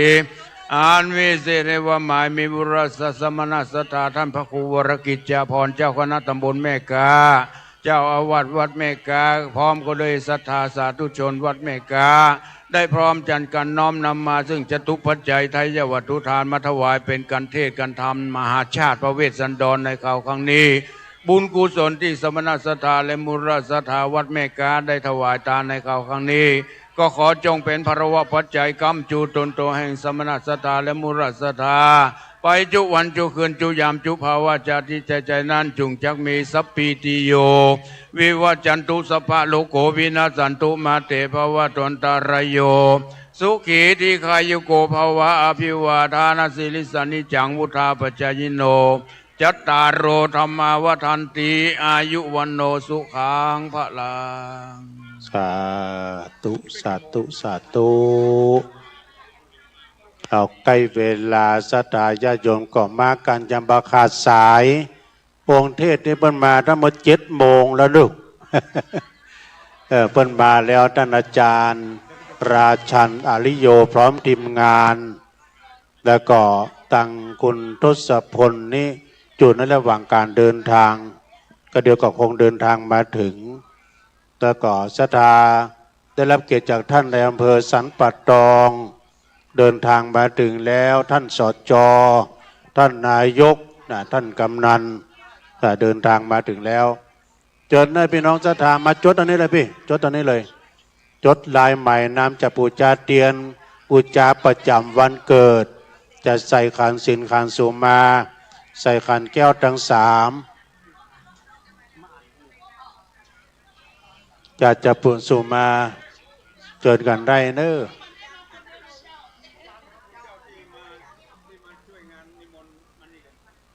พระคุณเจ้าที่มาช่วยงานทุพี่เลินก็ดีทุพี่หนุ่มก็ดีได้มาปะกับท่านพระครูสังวรกรรมดื้อทุพี่เลินทุพี่หนุ่มเขาทุพี่อ๋อยนิมนต์มาปะท่านพระครูสังวรกรรมนะครับ ก็มีมาเพิ่มเติมเนาะแม่วันดีแก้วยศดงขี้เหล็กห่วมบุญกันเต้นมา200 บาทแม่ยุพินคำเลืองพี่น้องสันคอกช้างแถม100 บาทแม่กัญญา อภูราปริปุเรนติสาคลังเอวะเมวะอิโตทินังเปตานังอุปกปปติอิสิตังปฏิตังตุมังคิปะเมวะสมิสตุสพเพปุเรนตุสังกปะจันโทปนรสโสยถามณิโชติลโสยถาบัดนี้หมายมีบุรสถานนางวาสนาบุญธรรมช่วยนายอำเภอสันปะตองก็ได้น้อมนำมาจตุปัจจัยไทยวัตถุทานมาถวายเป็นทานในงานเทศมหาชาติในข่าวครั้งนี้ก็ขอจงเป็นบุญเป็นกุศลปกปักรักษายังท่านในอำเภอให้ได้อยู่ร่มเย็นเป็นสุขในพระบวรพุทธศาสนาก็ขอจงมีอายุวันนะสุขภาละนั่นจุงจักมีสัพพิติโยวิวัจจันตุสภาโลกโกวินาสันตุมาเตภวะตนตรายโยสุขีที่ขายุโกภวะอภิวาทานาสิลิสนิจังพุทธาปัจจายโนจตตารโอธรรมวัฏันติอายุวันโนสุขังพระลาขอบคุณเด้อท่านในอำเภอสัน ขอบคุณท่านวัฒนธรรมวัฒนธรรมสันป่าตองสภาวัฒนธรรมสันป่าตองเดินทางมาแล้วเนาะท่านในอำเภอก็ฮับปอนไปเป็นที่เรียบร้อยต้องขอบคุณอนุโมทนาเน้อจนกันเน้อโยมเน้อจะให้เจ้าหอมใกล้เวลาแล้วแม่จันเรือนใสจดชื่อเลยแม่เดือนเพ็ญมานี่เอาอ๋อขอบคุณเด้ออ๋อเพิ่นหอมกันเต้นแล้วอันนี้กันเต้นตุลุงแม่จันแม่เดือนเพ็ญขอบคุณเด้อขอบคุณมาณโอกาสที่นี่ด้วยมีมาเพิ่มเติมในสุนทรนางวิไลนางสาวจิราพรหมื่นกันเด้อพี่น้องบ้านป่ากล้วยร่วมบุญมาแถม300 บาทเด้อไว้สาทุกพี่นะครับเด้อไว้สาทางในนะครับพี่ไว้สาครับแล้วก็มีนางพิมพ์จันนกลังกาพินร่วมบุญกันเทศ100 บาทมีโอ้คณะศรัทธาวัดหนองตองเน้อพร้อมกับศรัทธามากันแล้วขอบคุณเน้อวัดหนองตองก่อเมตตาธรรมหลวงพ่อพระครูอาทรวิสุทธิคุณแล้วก่อนนี้ก็ตัวแทนเปิ้นมาแล้วแล้วนะตอนนี้กำเดียวจะโอนไม้ไปที่พ่อหลวงเนาะเพราะว่าตอนนี้เปิ้นจะเปิดงานก็ขอโอนไม้ไปตังในเจริญพรท่านนะ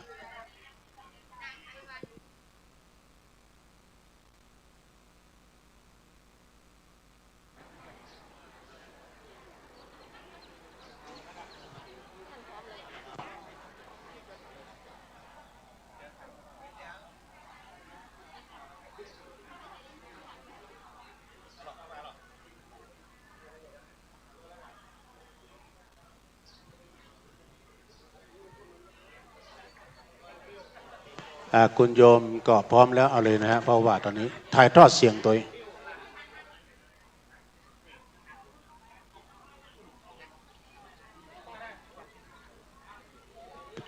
ดีเจเช็คไมค์เพื่อนกันเด้อไมค์ลอยบดัง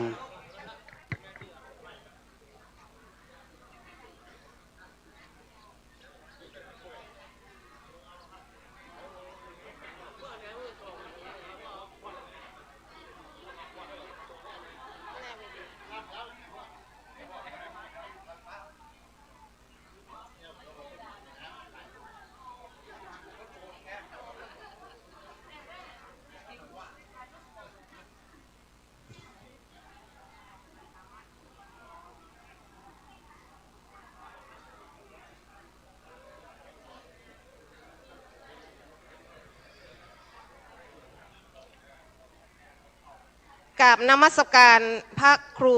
สังวรศิลาภิรักษ์เจ้าวาดวัดทรายมูลประธานการจัดงานเรียนท่านวาสนาบุญธรรมช่วยในอำเภอสันปะตองดิฉันนางนพมาศช่วงชูผู้อำนวยการกองสวัสดิการสังคมองค์การบริหารส่วนตำบลแม่กาขออนุญาตดำเนินการพิธี เทศนามหาชาติพระเวสสันดรชาดก13 กันณวัดทรายมูลตำบลแม่กาอำเภอสันปะตองจังหวัดเชียงใหม่อันดับต่อไปกราบเรียนเชิญท่านวาสนาบุญธรรมช่วยในอำเภอสันปะตองได้จุดธูปเทียนบูชาพระรัตนตรัยณแท่นบูชาค่ะ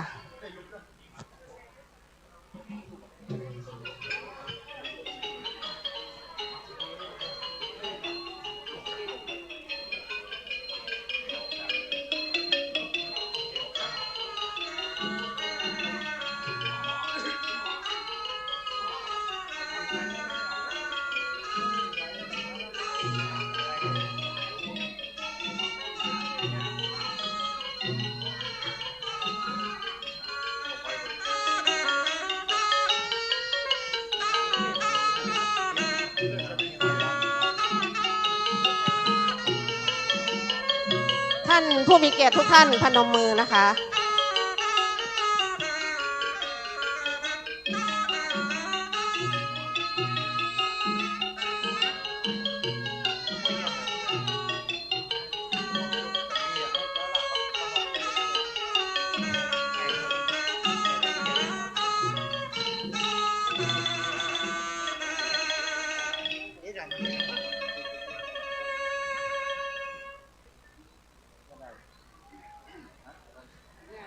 เรียนเชิญท่านวาสนาบุญธรรมช่วยในอำเภอสันป่าตองณแท่นรับคำกล่าวรายงานด้านหน้าเวทีนะคะ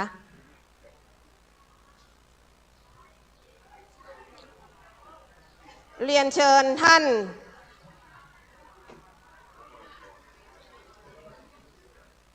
ทุกท่านโปรดนั่งลงนะคะ เรียนเชิญท่านนพดลทรายมูลสมาชิกสภาองค์การบริหารส่วนจังหวัดเชียงใหม่กล่าวรายงานในนามคณะกรรมการจัดงานพิธีเทศมหาชาติพระเวสสันดรชาดก13 กันกราบเรียนเชิญค่ะ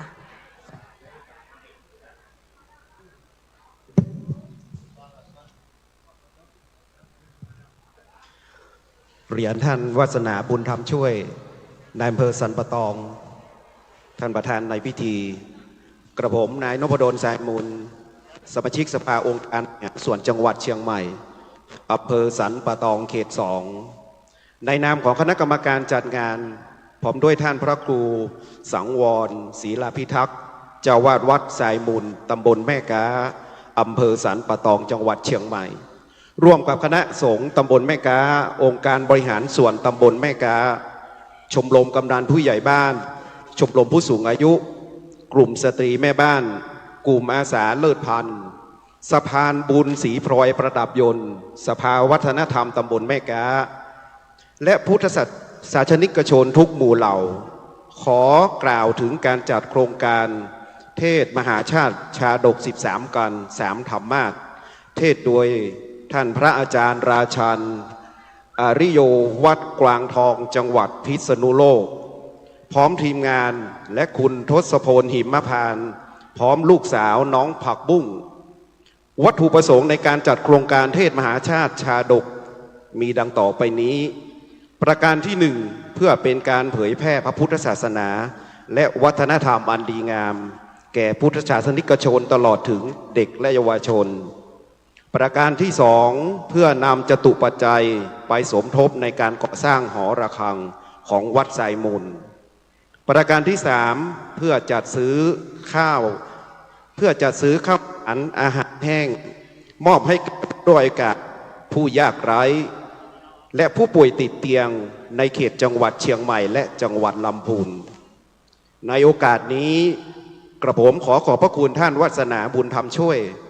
ท่านนายอำเภอสันปะตองคณะกรรมการจัดงานผู้นำท้องถิ่นตลอดจนถึงผู้มีเกียรติทุกท่านที่มีส่วนทำให้การจัดงานในครั้งนี้เป็นไปด้วยความเรียบร้อยบรรลุวัตถุประสงค์ทุกประการบัดนี้ได้เวลาอันสมควรแล้วกระผมขอกราบเรียนเชิญท่านประธานได้กล่าวเปิดงานโครงการเทศมหาชาติชาดก13 กัน3 ธรรมาสขอกราบเรียนเชิญครับ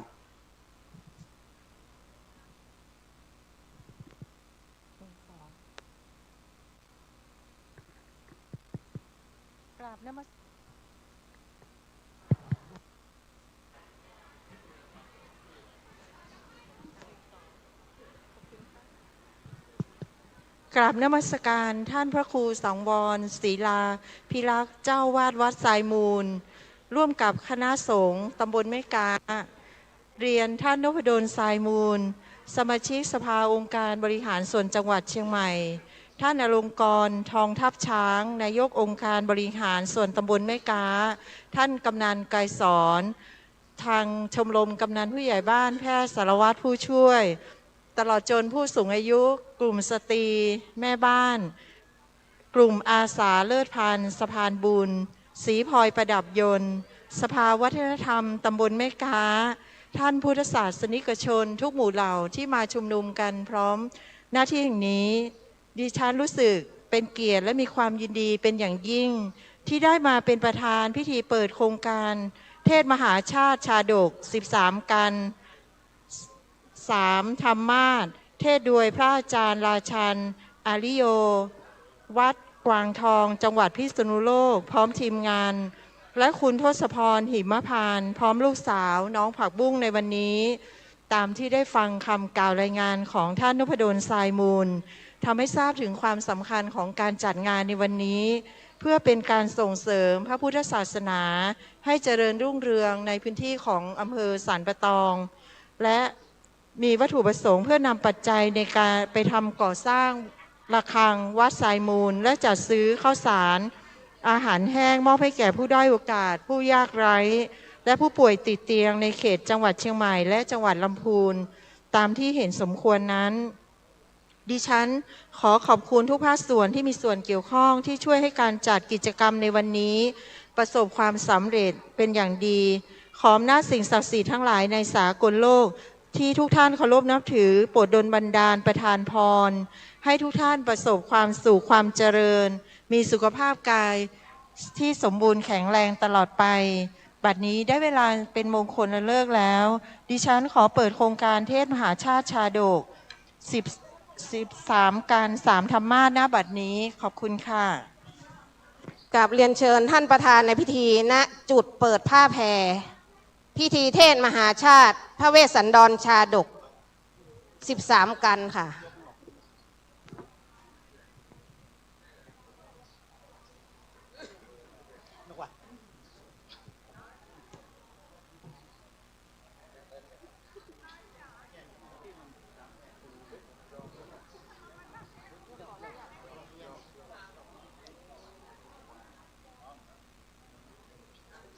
ขออนุญาตท่านก่อนบ่ค่ะ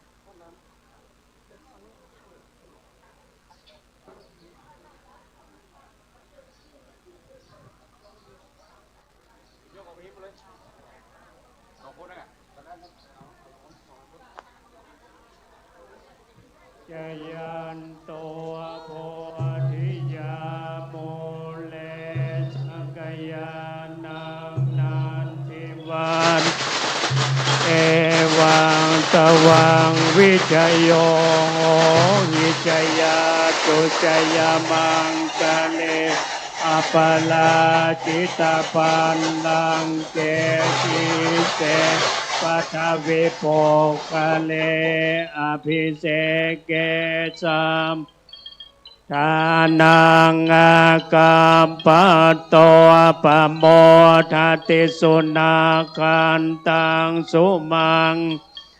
สุปภาตังสุโหติตังสุขโน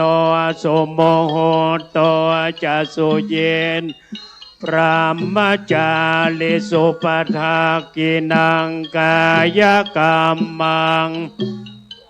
กัมมังปะทากินังปะทากินังมโนกัมมังปะเนนปะทากินาปะทากินานิกตวานรพันตเทปะทากิเน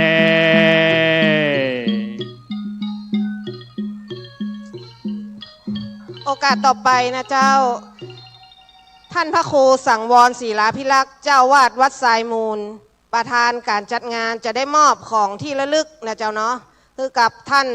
นายอำเภอวาสนาบุญธรรมช่วยนายอำเภอสันปะตองนะเจ้า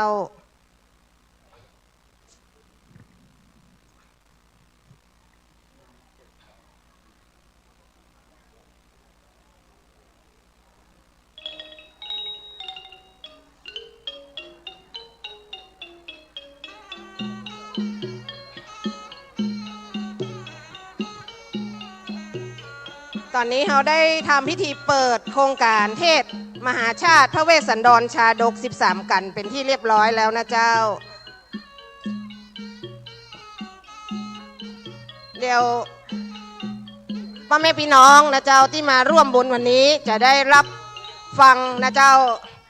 เทศมหาชาติพระเวสสันดรชาดก 13 กันนะเจ้าเป็นลำดับต่อไปนี้นะเจ้า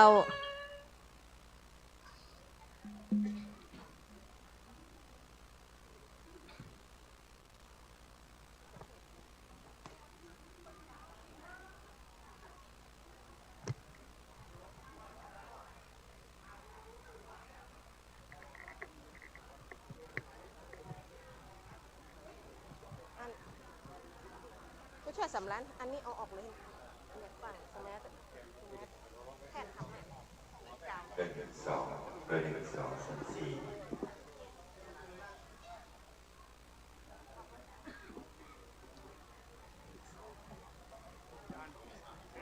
ารย์ราชัน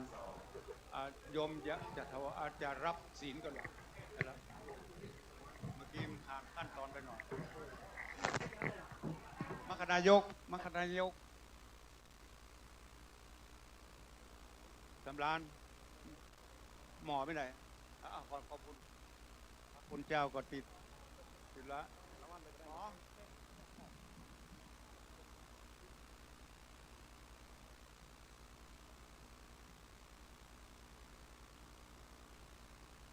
ต่อไปคณะสัตยาญาติโยมจะรับศีล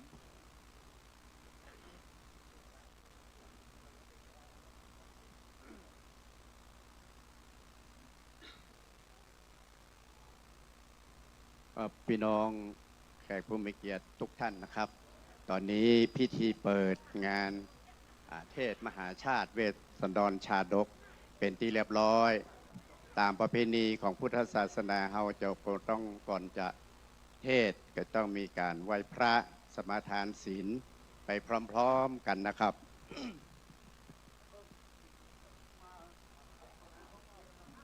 ครับอันดับแรกตามประเพณีล้านนาของเราจะกล่าวคำบูชาพระรัตนตรัยก่อนนะครับ ว่าไปพร้อมๆกันนะครับอิมินาสกาเลนะพุทธังอภิปูชยามาอิมินาสกาเลนะธัมมังอภิปูชยามาอิมินาสกาเลนะสังฆังอภิปูชยามาอะระหังสัมมาสัมพุทโธภควาพุทธังภควันตังอภิวาเทมิสวากขาโตภควตาธัมโมธัมมังนะมัสสามิสุปฏิปันโนภควโตสาวกสังโฆสังฆังนะมามิครับต่อไปกล่าวสมัครรัตนาศีลไปพร้อมๆกันนะครับมะยังพันเตวิสุงวิสุงราคานาทายาติสารเนนะสังหปัญจศีลานิยาจามาทุติยัมปิมะยังพันเตวิสุงวิสุงราคานาทายาติสารเนนะสังหปัญจศีลานิยาจามาตติยัมปิมะยังพันเตวิสุงวิสุงราคานาทายาติสารเนนะสังหปัญจศีลานิยาจามานะโมตัสสะภะคะวะโตอะระหะโตสัมมาสัมพุทธัสสะนะโมตัสสะภะคะวะโตอะระหะโตสัมมาสัมพุทธัสสะนะโมตัสสะภะคะวะโตอะระหะโตสัมมาสัมพุทธัสสะนะโมตัสสะภะคะวะโตอะระหะโตสัมมาสัมพุทธัสสะ นะโมตัสสะภะคะวะโตอะระหะโตสัมมาสัมพุทธัสสะนะโมตัสสะภะคะวะโตอะระหะโตสัมมาสัมพุทธัสสะ พุทธังสรณังคัจฉามิ พุทธังสรณังคัจฉามิ ธัมมังสรณังคัจฉามิ ธัมมังสรณังคัจฉามิ สังฆังสรณังคัจฉามิ สังฆังสรณังคัจฉามิ ทุติยัมปิพุทธังสรณังคัจฉามิ ทุติยัมปิพุทธังสรณังคัจฉามิ ทุติยัมปิธัมมังสรณังคัจฉามิ ทุติยัมปิธัมมังสรณังคัจฉามิ ทุติยัมปิสังฆังสรณังคัจฉามิ ทุติยัมปิสังฆังสรณังคัจฉามิ ตติยัมปิพุทธังสรณังคัจฉามิ ตติยัมปิพุทธังสรณังคัจฉามิ ตติยัมปิธัมมังสรณังคัจฉามิ ตติยัมปิธัมมังสรณังคัจฉามิ ตติยัมปิสังฆังสรณังคัจฉามิ ตติยัมปิสังฆังสรณังคัจฉามิ ติสรณะขมนังนิธิตัง อามะพันเต ปานาติปาตาเวรมณีสิกขาปะทังสมาธิยามิ ปานาติปาตาเวรมณีสิกขาปะทังสมาธิยามิ อธินาทานาเวรมณีสิกขาปะทังสมาธิยามิ อทินนาทานาเวรมณีสิกขาปะทังสมาธิยามิ กาเมสุมิชาจาราเวรมณีสิกขาปะทังสมาธิยามิ กาเมสุมิชาจาราเวรมณีสิกขาปะทังสมาธิยามิ มุสาวาทาเวรมณีสิกขาปะทังสมาธิยามิ มุสาวาทาเวรมณีสิกขาปะทังสมาธิยามิ สุราเมรยมัชฌปมาตฐานาเวรมณีสิกขาปะทังสมาธิยามิ สุราเมรยมัชฌปมาทฐานาเวรมณีสิกขาปะทังสมาธิยามิ อิมานิปัญจสิกขาปทานิสีเรนะสุขติงยันติสีเรนะโภคสัมปทาสีเรนะนิพุติงยันติตัสมาสีรังวิโสทะเย สาธุสาธุสาธุ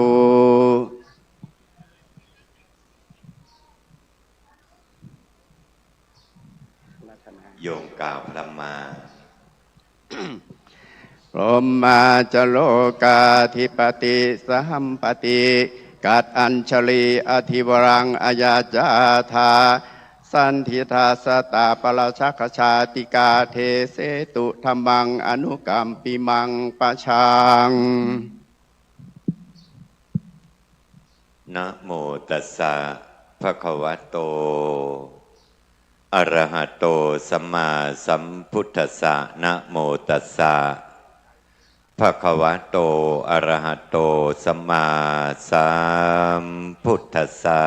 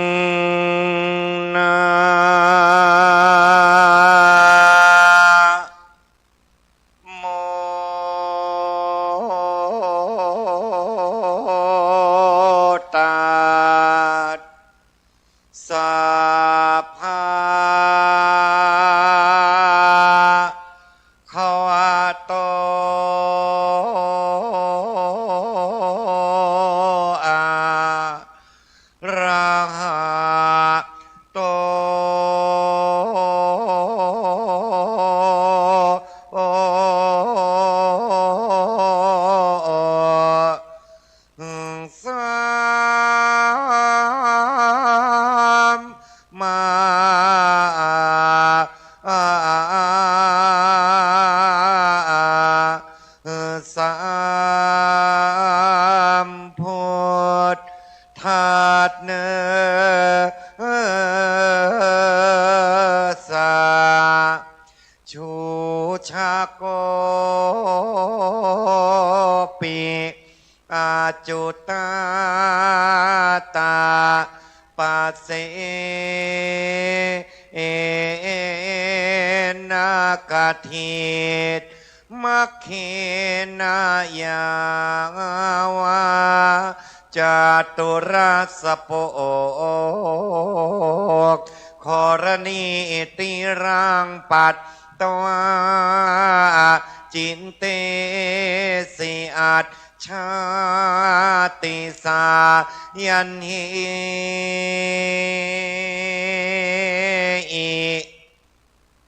ธานิมัสสีอารัญญโตอาคมิสติมา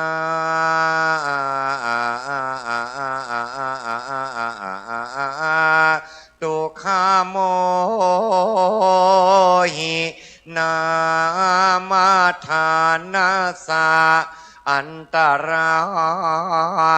ยากโรติสเวตัสสะอารัญญาคตากาเลอัตสัมปทังคันตวาเวทสัลตรังอุปสังกมิตวาธาราเกยาจิตวาหึงตายานาคาตายาเอ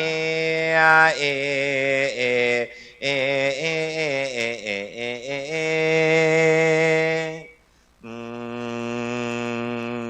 เอวันเตขเหตวะ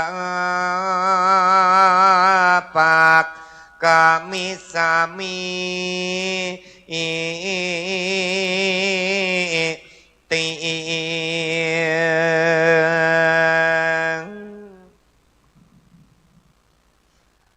มหาเว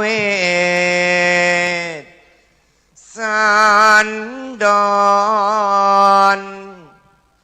มหาเวทสันดรมหาเวทสันดรมหาเวทสันดรเชิญเจริญสายทานศรัทธาสาธุชนทุกคนทุกท่านสดับรับฟังพระสัทธรรมเทศนาในบุญมหาชาติเวสสันดรชาดกสืบต่อไปทุกคนทุกท่าน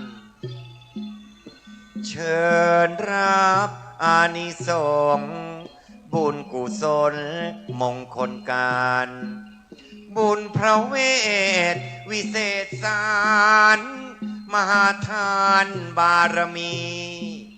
โพธิสัตว์ชาติสุดท้ายเป็นเชื้อสายเจ้าธานีปิโยรสโพธดีพร้อมผู้มีเท้าสัญชัยประสูติกลางตลาดมหาชาติมหาชัยเพราะหวังตั้งหทัยแต่เยาวัยใฝ่โพธิญาณบริจาคทุกสิ่งสรรเสื้อผ้าแพรพันทรัพย์สริงคารเลือดเนื้อให้เป็นทานแม้แต่ชีวิตดวงตาดวงใจมาขอช้างมงคลผู้วดลพระก็ให้ชาวเมืองแค้นเคืองใจถูกขับไล่จากพาราพระมิอิงแม่มัตสีทางชาลีและกันหามาอยู่นอกพาราชื่อว่าวงกฏหมดอะไรองค์สมเด็จพระเวสสันด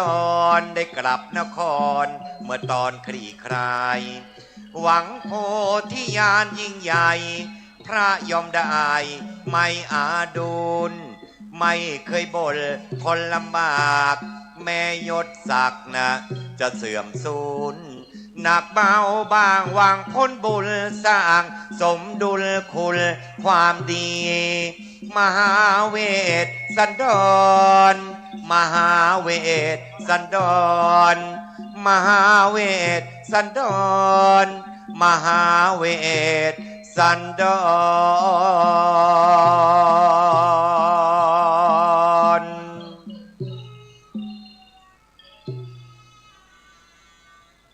ขอกราบถวายความเคารพพระเดชพระคุณหลวงพ่อเจ้าวาดและพระสงฆ์ทุกรูปขอความสุขความเจริญแด่หัวหน้าส่วนข้าราชการและญาติโยมทุกท่าน ที่สละเวลามาฟังเทศเรื่องมหาเวสสันดรชาดก บุญมหาเวสสันดรชาดกนั้นเป็นชาติที่10ขององค์พระเจ้าเวสสันดรที่ในการเกิดมาเป็นมนุษย์ก่อนที่จะได้ไปเกิดเป็นเจ้าชายสิทธัตถะราชกุมารในชาติที่11หรือว่าองค์สมเด็จสัมมาสัมพุทธเจ้าของเรา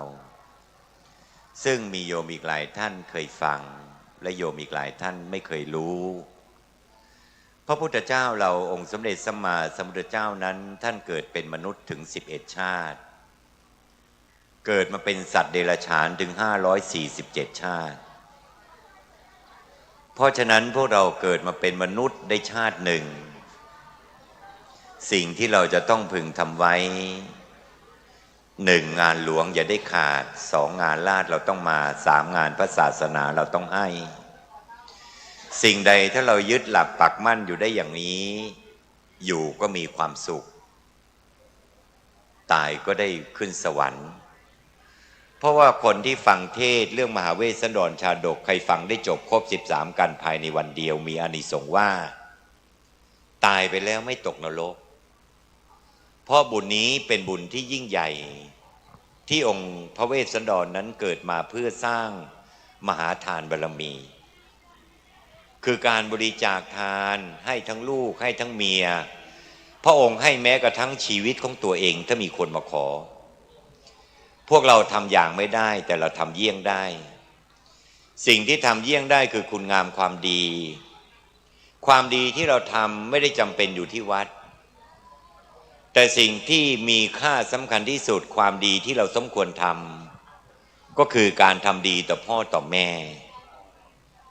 จะบอกรักพ่อรักแม่ให้บอกตอนที่หูแกได้ยินได้รับได้รู้ได้ยินคำว่ารักของลูกๆจะหาของโปรดให้พ่อให้แม่กินต้องให้ท่านได้กินตอนที่มีลมหายใจได้กลืนได้กินได้รู้รสชาติอาหารฝีมือของลูกๆเห็นพ่อแม่แก่เฒ่าเราเป็นลูกเต้าต้องเอาใจใส่ใช่แล้วถ้ายิ่งพ่อแม่แก่ตัวลงไปไหนไม่ค่อยไหวเป็นอย่างไรครับเราเป็นลูกหญิงชายต้องช่วยกันดูแลประคับประคองเอาใจใส่เป็นลูกที่ดีต้องเป็นลูกมอม้าลูกมอม้าทำไมว่าลูกที่ดีมอม้าแต่ไม่ใช่มอเม็ดนะโยม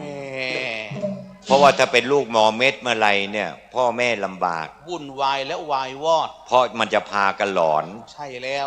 เป็นลูกมอม้ามอที่1คือเป็นไม้เท้าเป็นไม้เท้าอย่างไรต้องคอยค้ำยันพ่อแม่พยุงพ่อแม่ว่าอย่างนั้นคอยพยุงพ่อพยุงแม่ยามแก่ยามเฒ่าสาธุ2เป็นลูกมอหมออย่างไร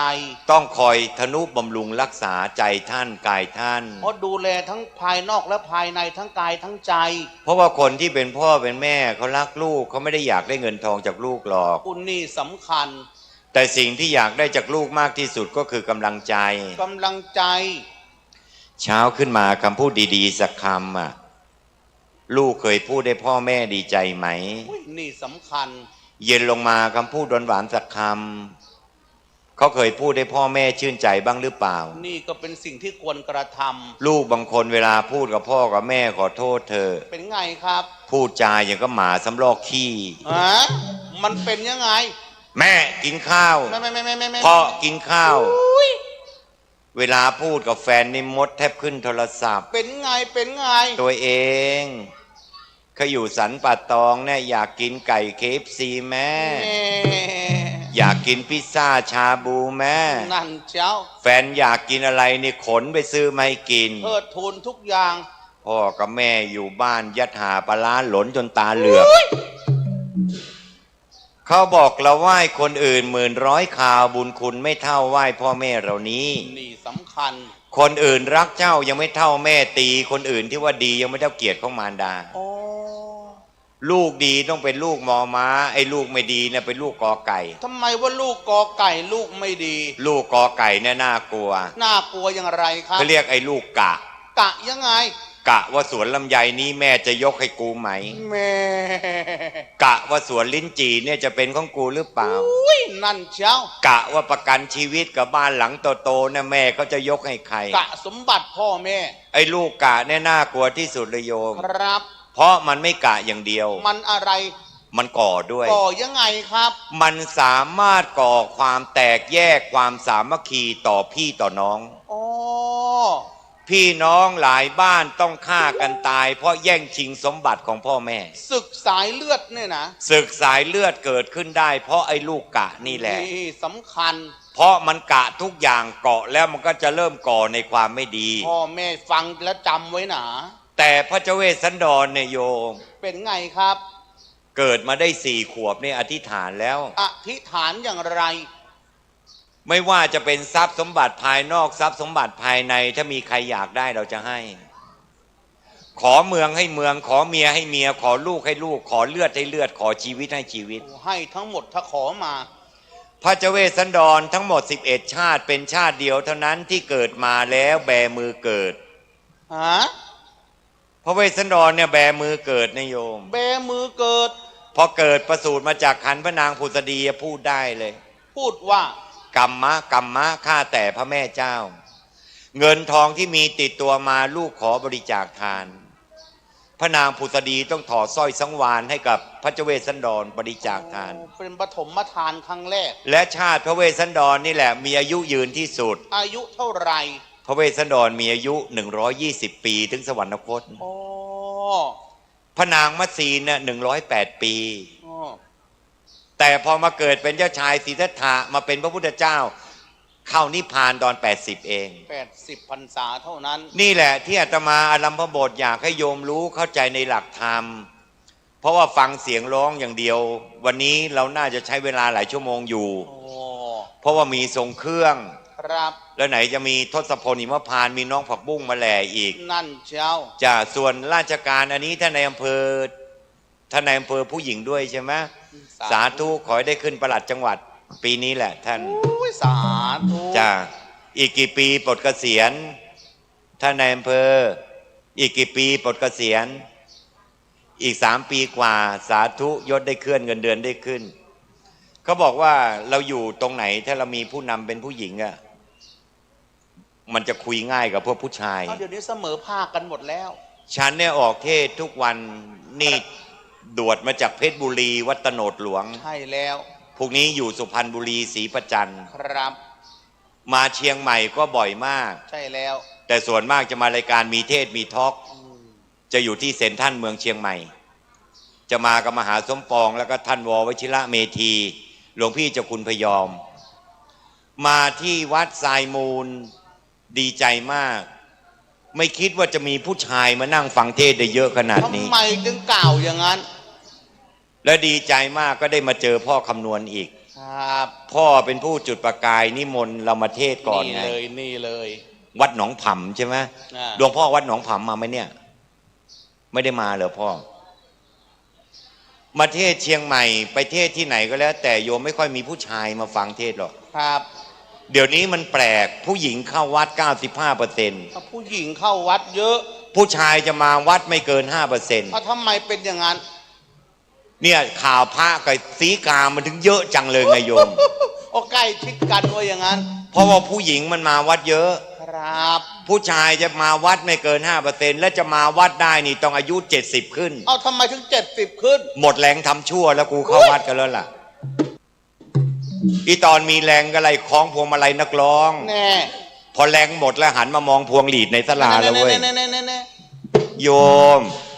เราเดินมาวัดเองอะดีแล้วดีกว่าเขาหามเรามาอีก เอาใช่แล้ว เรายกมือไหว้พระเองอะดีแล้วดีกว่าสับเปลือเขาจับละมัดตาสังอีก ถูกต้อง คนเราวัดไกลเราไปถึง ครับ แต่ถ้าคนไกลวัดมันไปไม่ถึงวัดหรอก ทำไมกล่าวอย่างนั้น บางคนบ้านติดกำแพงวัดมันยังไม่เข้าวัดทำบุญเลย เป็นไง มันไม่ชอบเจ้าอาวาส ว้ยวัดนี้ไม่มีแล้ว ที่อื่น แต่ว่าที่นี่ก็ต้องมีมั่งละวัดอาตมายังมีเลย เขามีเช่นเดียวกัน ปัจจุบันอาตมาดำรงตำแหน่งเป็นผู้ช่วยพระอารามหลวง วัดมหาธาตุจังหวัดเพชรบูรณ์เป็นพระครูสัญญาบัตรชั้นเอกพระอารามหลวง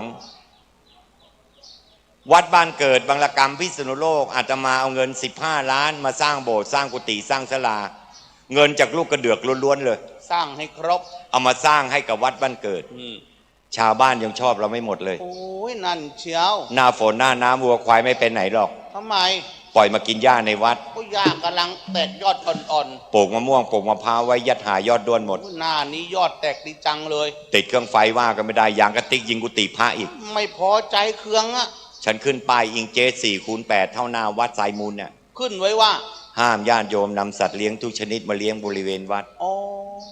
ตื่นเช้ามาไม่มีวัวควายสักตัวฉันนั่งยิ้มในกุฏิสบายใจนั่นเชียวพักเดียวลูกวัดออกบิณฑบาตเดินหน้าแห้งกับวัดไม่ได้ข้าวสักเม็ดเลยโยมทำไมล่ะครับโยมเขียนป้ายติดไว้ข้างฝาบ้านห้ามพระเนรทุกชนิดมาบิณฑบาตบริเวณนี้เนี่ยคนเราอยู่ในสภาวะไหนถ้าเราไม่รู้จากคำว่าปองดองสามัคคี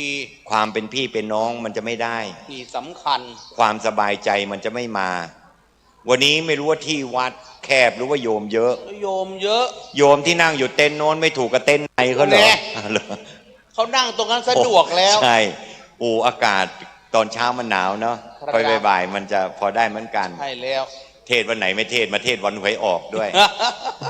คนซื้ออยู่บ้านนอกคนออกอยู่นนทบุรีกันที่หนึ่งก็มีเทียนให้จุดไหมให้ท่านนายอำเภอมาจุดเทียนสัก3 เล่มมีหรือเปล่าทางวัดก็ได้เตรียมไหมพ่อคำนวณเพราะพ่อมีต้องถามพ่อเจ้าว่าก็ได้มีอ่างน้ำมนต์คาถาพันหรือเปล่าหรือไม่มีใช่ไหมไม่มีใช่ไหมอ้าวถ้าไม่มีก็ท่านนายอำเภอมาจุดเทียน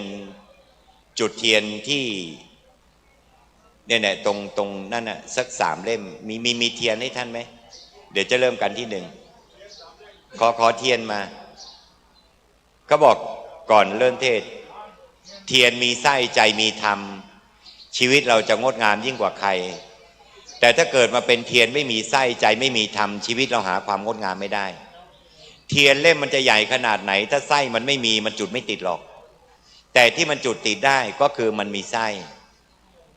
นะเดี๋ยวให้ท่านในอำเภอต้องขออภัยด้วยที่ไม่รู้จักชื่อท่านเนอะเพราะว่าเขาไม่ได้จดมาให้ต้องขออภัย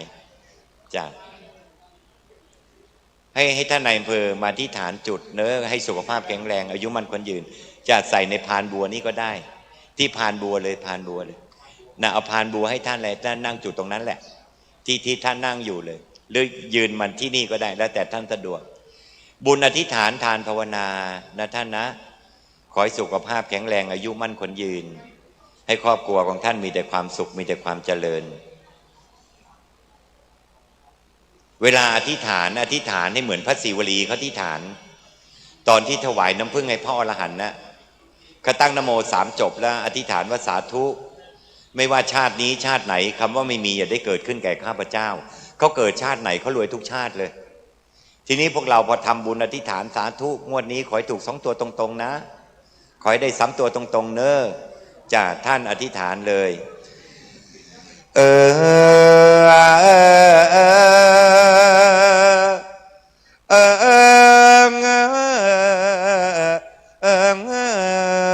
ยัง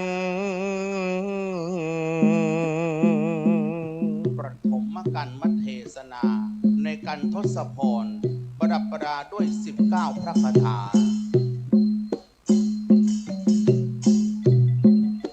พนางผุษดีเทพเทวีกัลยานางได้พรจากอินทราจุติมาจากตรึงไตรว่าพร10 ประการละพรนั้นและมีดังนี้ข้อ1และฉันจะชี้เรียกพระพรชัยว่าจุติโดยกำเนิดนะให้ไปเกิดในปราสาท ของพระเจ้าศรีวิราชอรุ่งเรืองศรีวิไลว่าพรขอที่สองขอให้ต้องตามติดให้มีพระเนตรดำสนิทละกว่ามนุษย์คนไหนขอสามตำราและบอกมาเป็นแม่นมันให้คนคิดว่าเป็นมันเหมือนนกยุงในป่าไม้ว่าพรขอที่สี่อย่าได้มีชื่อเพิ่มจะพูดสดีตามเดิมและอย่าให้ใครเขาเปลี่ยนได้ว่าพรขอที่ห้าตามตำราปรากฏนะขอให้มีโอรสนะเลิศกว่าคนทั้งหลายว่าขอหกสงครันให้ท้องฉันนั้นอยู่เฉยอย่าได้นูนขึ้นมาเลยระเมือนสตรีทั่วไปว่าขอเจ็ดให้พระทานอย่าเปลี่ยนด้านเป็นสีดำว่าขอแปดให้ผมงามอย่าได้งอกนะกันง่ายๆให้ดกดำมักเป็นแปลงมันปีกมแมลงคอมทองข้อกาวให้ผิวพองอย่าอมโรคนะอมภัยว่าขอสิบทำประโยชน์ปล่อยนักโทษที่ถูกประหารอย่าได้มีอาการต้องตายร้าจากร่างกายเมื่อได้พรสิบประการนางนั้นก็ยินดีแล้วก็สำรวมอินทรีย์ก็ไม่กระสับและไม่กระสายสติมันภาวนาศรัทธาไม่ไหวติงจากดาวดึงลอยดิ่งมาเมืองมนุษย์ละทันละใดมาลงจากสวรรค์ก็เข้าสู่ครันพระชนนีมเหสีเจ้ามัทราชทวนกำหนดโทษสมาทนางก็ออกมาดังหมายบรรดาญาติทั้งหลายตั้งชื่อให้ว่าผุษดีพออายุ16 ปีแล้วนางก็แต่งงานไปเป็นอัครมเหสีและเจ้าสี่พีพวยพุงและเป็นที่ชอบของเจ้ากรุงว่าสัญชัยก็จบกันนะที่หนึ่งที่ชื่อว่าทศพรเมื่อได้รับพรและสิบประการอย่างไรวันนี้โยมเอ่ยกันทศพรนั้นพระคาถามีกันและแค่19รู้ไหมแค่19รู้ไหมคาถามีน้อยกันทศพรนี้และญาติโยมมักที่นี่ละมากันละมากมายมาวัดสายมูลนะแม่คุณจ๋าบุญพระเวทนี่นาแม่มันเป็นบุญใหญ่ญาติโยมนะหญิงชายน้องมารวมบุญกันก็สร้างบุญสร้างทานมีอานิสงส์มากมายโยมพ่อโยมแม่น้องคนแก่คนเฒ่าและศรัทธาดีจริงเรามาทำบุญละกันเขาไว้พวกฉันอุตส่าห์เดินทางมาจากเมืองละ2 แควมันก็ไกลแท้7 ชั่วโมงก็พอไหวออกจากพิษณุโลกอำเภอบางก็ละกำวิ่งกันมาไม่โฉมงามละมาทางสุโขทัยวิ่งผ่านด่านล้านหอยละมากันได้สักพักละพอเข้าเขตเมืองตากก็เลี้ยวขวากันโดยไว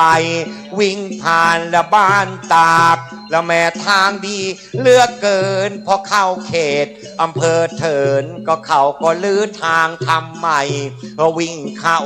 ละลำปางมากันนะแม่คุณก็วิ่งผ่านนะลำพูนไม่รู้จะพักกันที่ไหนเลยตัดสินใจนะจ๊ะโยมญาติลูกศิษย์อาตมาชื่ออาร์ตเจ้าของรีสอร์ทสวนลุงไม้ฉันไปพักที่รีสอร์ท ก็ส่วนลุงไม้โยมจ๋าก็ลูกศิษย์อาจตมาเขามาทำธุรกิจไงไปพักกัน3 ห้องว่าพี่น้องและโยมฉันพอตื่นเช้าแล้วนั้นค่าห้องไม่เก็บถวายออกจากรีสอร์ทมา7 โมงกว่าเลี้ยวซ้ายเลี้ยวขวาก็วัดสายมูลอยู่ใดว่าสายมูลหางดงเอ้ยก็มีเหมือนกันว่าผิดอีกแล้วโยมฉันต้องเซิร์ช GPS ใหม่และหาสายมูลสันป่าตองพี่น้องฉันจ๋าและอยู่ตำบลแม่กาใช่ไหมแม่กา แม่กาอยู่ตำบลแม่กาจำกันบ่ได้กาใช่ไหมวะ แม่สำเนียง อยู่ตำบลแม่กาก็วิ่งลอคลองสวนลำไยออกดอกและดีไม่หยอกเลยนั้นขอให้ได้ต้นละ10 ตันเจ้าของให้รวยหลายๆวันนี้มาถึงวัดสายมูลแล้วนั่นหลวงพ่อไปหาราชันนิมนต์ฉันก็ต้มข้างในไม่รู้ว่าใครจะต้มข้าวต้มกันมามีปลาหมึกด้วยหนามีหมูสับชิ้นใหญ่แล้วข้าวต้มที่นี่อร่อยดีจริงนั่นมี3 รสโยมฉันไป1 ถ้วยใหญ่3 รสเลยหนาอะไรเค็มกลมเดี๋ยวไม่ได้มาฉันอีก3 รสเลยหนาเค็มกำลังเราก็ต้องตักเล็มไปขอน้ำส้มเอามาใส่พริกป่นสักหน่อยมันก็อร่อยละเหมือนกันเผ็ดจริงที่นี่2 ถ้วยเลยนั่นแต่พริกป่นเผ็ดถูกใจพอทานข้าวต้มเสร็จเราไปเดินเข้าห้องสุขาวัดนี้นี่นาห้องน้ำใช้ได้ความสะอาดเรียบร้อยมีไม่น้อยเลยนั้นหลวงพ่อเจ้าอาวาสนั้นและท่านช่างเอาใจใส่พอฉันเสร็จสับเราก็ไม่แปรปรวนได้ยินพระประกาศชวนนิมนต์กันเทศไงว่าพอคำนวณช่วย20,000เลยนั้นสาธุชื่ออะไรกันอีก10,000แล้วเขาก็จ่ายคนโน้นละ2,000ละ3,000โยมจ๋านี่แหละละศรัทธาช่างดีมากมายเขาอุตส่าห์ไปนิมนต์เราถึงที่วัดพวกเราก็มาอีกคองขัดพวกเราก็เต็มใจอยากได้ทศพลน้องผักบุ้งก็จัดมาเดี๋ยวตอนบ่ายโยมจ๋าแล้วเราจะแหลกกันเรื่อยไปวันนี้ละต้องมาเทศบุญพระเวทโยมฉันกว่าจะจบ13 กัน6 โมงเย็นอยู่ไหวไหมโยมบอกไหว6 โมงเย็นไหวไหมถามพระด้วยว่าพระน่ะไหวหรือเปล่าและฉันมาร้องก่อนโดนนญาติโยมฉันจ๋าท่านนายอำเภอก็มายศได้เคลื่อนเงินเดือนก็ได้ขอให้สุขภาพในอำเภอแข็งแรงมีทั้งม่วงมีทั้งแดงให้มีอย่างมากมายอีกทั้งนายกและอีกทั้งอบตมามากมายเลยหนอได้กันทุกก็สมัยนายกคนไหนมาหรือเปล่าอันนี้นายกใช่ไหมเทศบาลหรือเปล่าท่านเทศบาลหรืออบตอีกกี่เดือนเลือกตั้งใหม่พฤศจิกายนนะบอกนายกอบตเดือนพฤศจิกาจะเลือกตั้งแล้วหนาให้คะแนนหลั่งไหลประมาณเดือนพฤษภานิมนต์ฉันมาสิท่านจะมาหาและจะมาแลหาเสียงช่วยท่านรับงานนอกด้วยรับงานหาเสียงด้วยเดี๋ยวมาแลหาเสียงช่วยนายกนั่นเชียวนายกยังหนุ่มรูปหล่อและจริงนั่นสมาชิกก็มากันนะว่าอย่างมากมาย เป็นอบตเป็นเทศบาลบางครั้งฉันก็สงสารพวกนายกรู้ไหมบางครั้งนายกทำงานอึดอัดไม่ค่อยถูกก็เพื่อประหลัดและฉันก็แสนโศกใจจริงนะเอาอบตบ้านเราว่าครับก็บอกว่าถ้าผู้นำนายกกับประหลัดทำงานเข้าขาก็ไม่ได้งบไม่ผ่านโอ้ประหลัดเนี่ยเขาถือก็เป็นข้าราชการประจำครับเพราะพวกเราเป็นนายก4 ปีเปลี่ยน4 ปีเปลี่ยนนั่นเชียวไปเจอประหลัดดีก็ดีไปเจอประหลัดไม่ดีนายกวังสารแค่เงิน 20,000 กว่าบาทติดคุกเลยท่านโดนประหลัดยัดไส้ไปครับ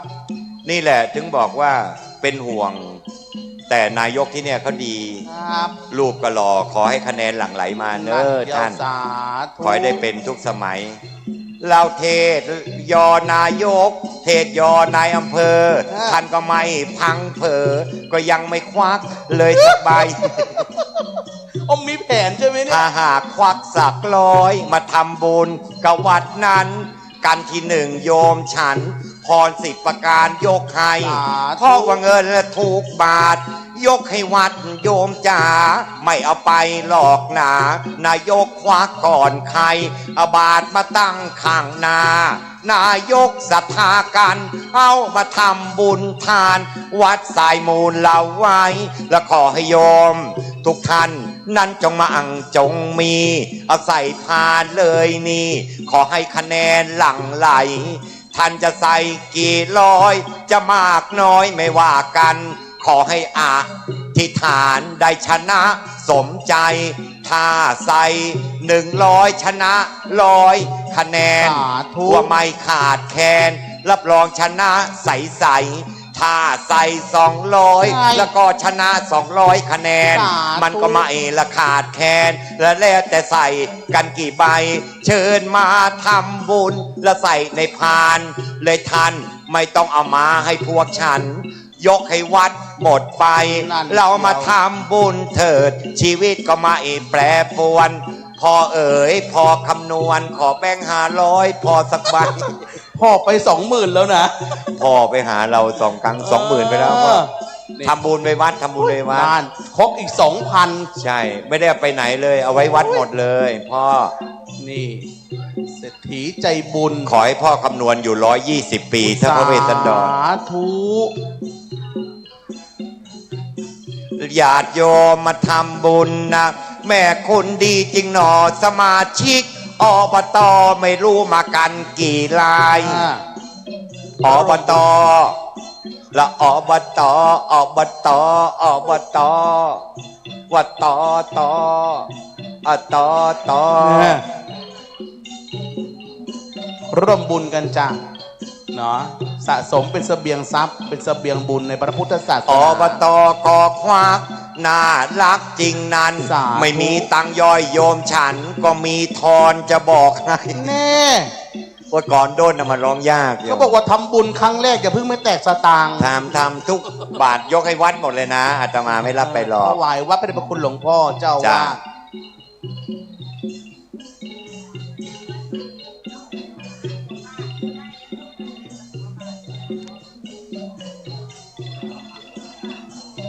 โยมเคยถามดูสิทำไม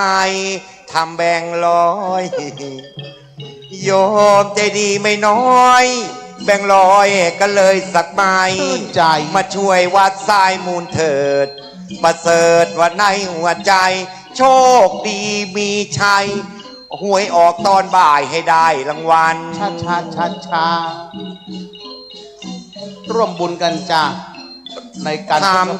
ทำแม่ชมงามทำด้วยทำแล้วก็ขอให้รวยถูกหวยทุกงวดประจำส่วนใครที่ไม่ยอมใส่ให้เฉียดไปทุกครั้งเขาตั้งใจทำกันอยู่แล้วเอาละพอละสาธุโยมทำบุญปฐมฤกษ์ครับเงินทุกบาทไม่ได้ไปไหนเราเอาไว้ที่วัดนี่แหละเนาะเห็นโยมที่นิมนต์ไปนิมนต์เราชื่อโยมอะไรนะโยมเลิศพันธ์น่ะ อุ้ยเขาไปคุยกับเราเนี่ยเขามีศรัทธาดีนะครับเขาบอกเงินรายได้เนี่ยจะเอาไว้ช่วยกลุ่มผู้เปราะบางอ๋อสงเคราะห์ว่าอย่างนั้นใช่อาตมาเพิ่งไปเทศเมื่อวันที่10ที่ตำบลคนทีครับเมืองกำแพงเพชรตำบลคนทีมีผู้ป่วยติดเตียงอยู่ประมาณ100 คนใน1ตำบลนายกอบตกับกำนันหมดงบที่จะซื้อผ้าแพมเพิร์สให้ครับอาตมากระทศพลไปแหลกกันให้เมื่อวันที่10ที่ผ่านมาเนี่ยใช่แล้วก็ได้ยอดเงินทั้งหมด500,000 บาทใช่แล้วก็มอบให้กับกำนันกับนายกไว้หมดเลยให้เขาเอาไว้เป็นทุนซื้อข้าวสารอาหารแห้งซื้อแพมเพิร์สให้ผู้ป่วยติดเตียงผู้ป่วยติดเตียงนี่แหละตรงนี้เนี่ยโยมอาตมาถึงบอกว่าอันเนี้ยเป็นมหาทานจ้าแม่เดี๋ยวเอาบาทพ่อเอาบาทมาตั้งข้างหน้านี่ก็ได้จ้ะเดี๋ยวแม่มาทำบุญเนาะสาธุไม่คุณหมดแล้วมั่งเงินเดือนผู้สูงอายุนะจ้ะเยอะซะด้วยติจ้ะได้แม่สาธุเข้ากันที่2กันที่1แม่กันที่1เดี๋ยวยังเดินอยู่เลยนะหาบาทมาตั้งตรงนี้หน่อยได้ไหมอ๋อตรงนู้นใส่ปุ้นแล้วอยากจะมาใส่ตรงนี้บ้างใจไหมแม่ไหมใส่นู่นแล้วเหรอแม่เหรอจ้าใส่ตรงนั้นเลยแม่เสียไว้ที่ใบบัวเลยอยากทำบุญดีมากเลยแม่เงินเดือนผู้สูงอายุออกหรือยังจ๊ะอ๋อยังจ้ะออกแล้วชาติขึ้นมาเลยลูกนายพระบารีคำพีกล่าวไว้ในชาติสุดท้ายนี้ของพระเวทสันดรองค์ชินนาสีท่านได้กล่าวสอนจะกล่าวเป็นกรอนยอมฟังตอนต่อไปพุทธสดีมเหสีมัคควานนี่ก่อนจะดับขานสิ้นชีพตักสายนางรับเอาพรของพระอินทร์ไปและนางก็ได้จุติลงมา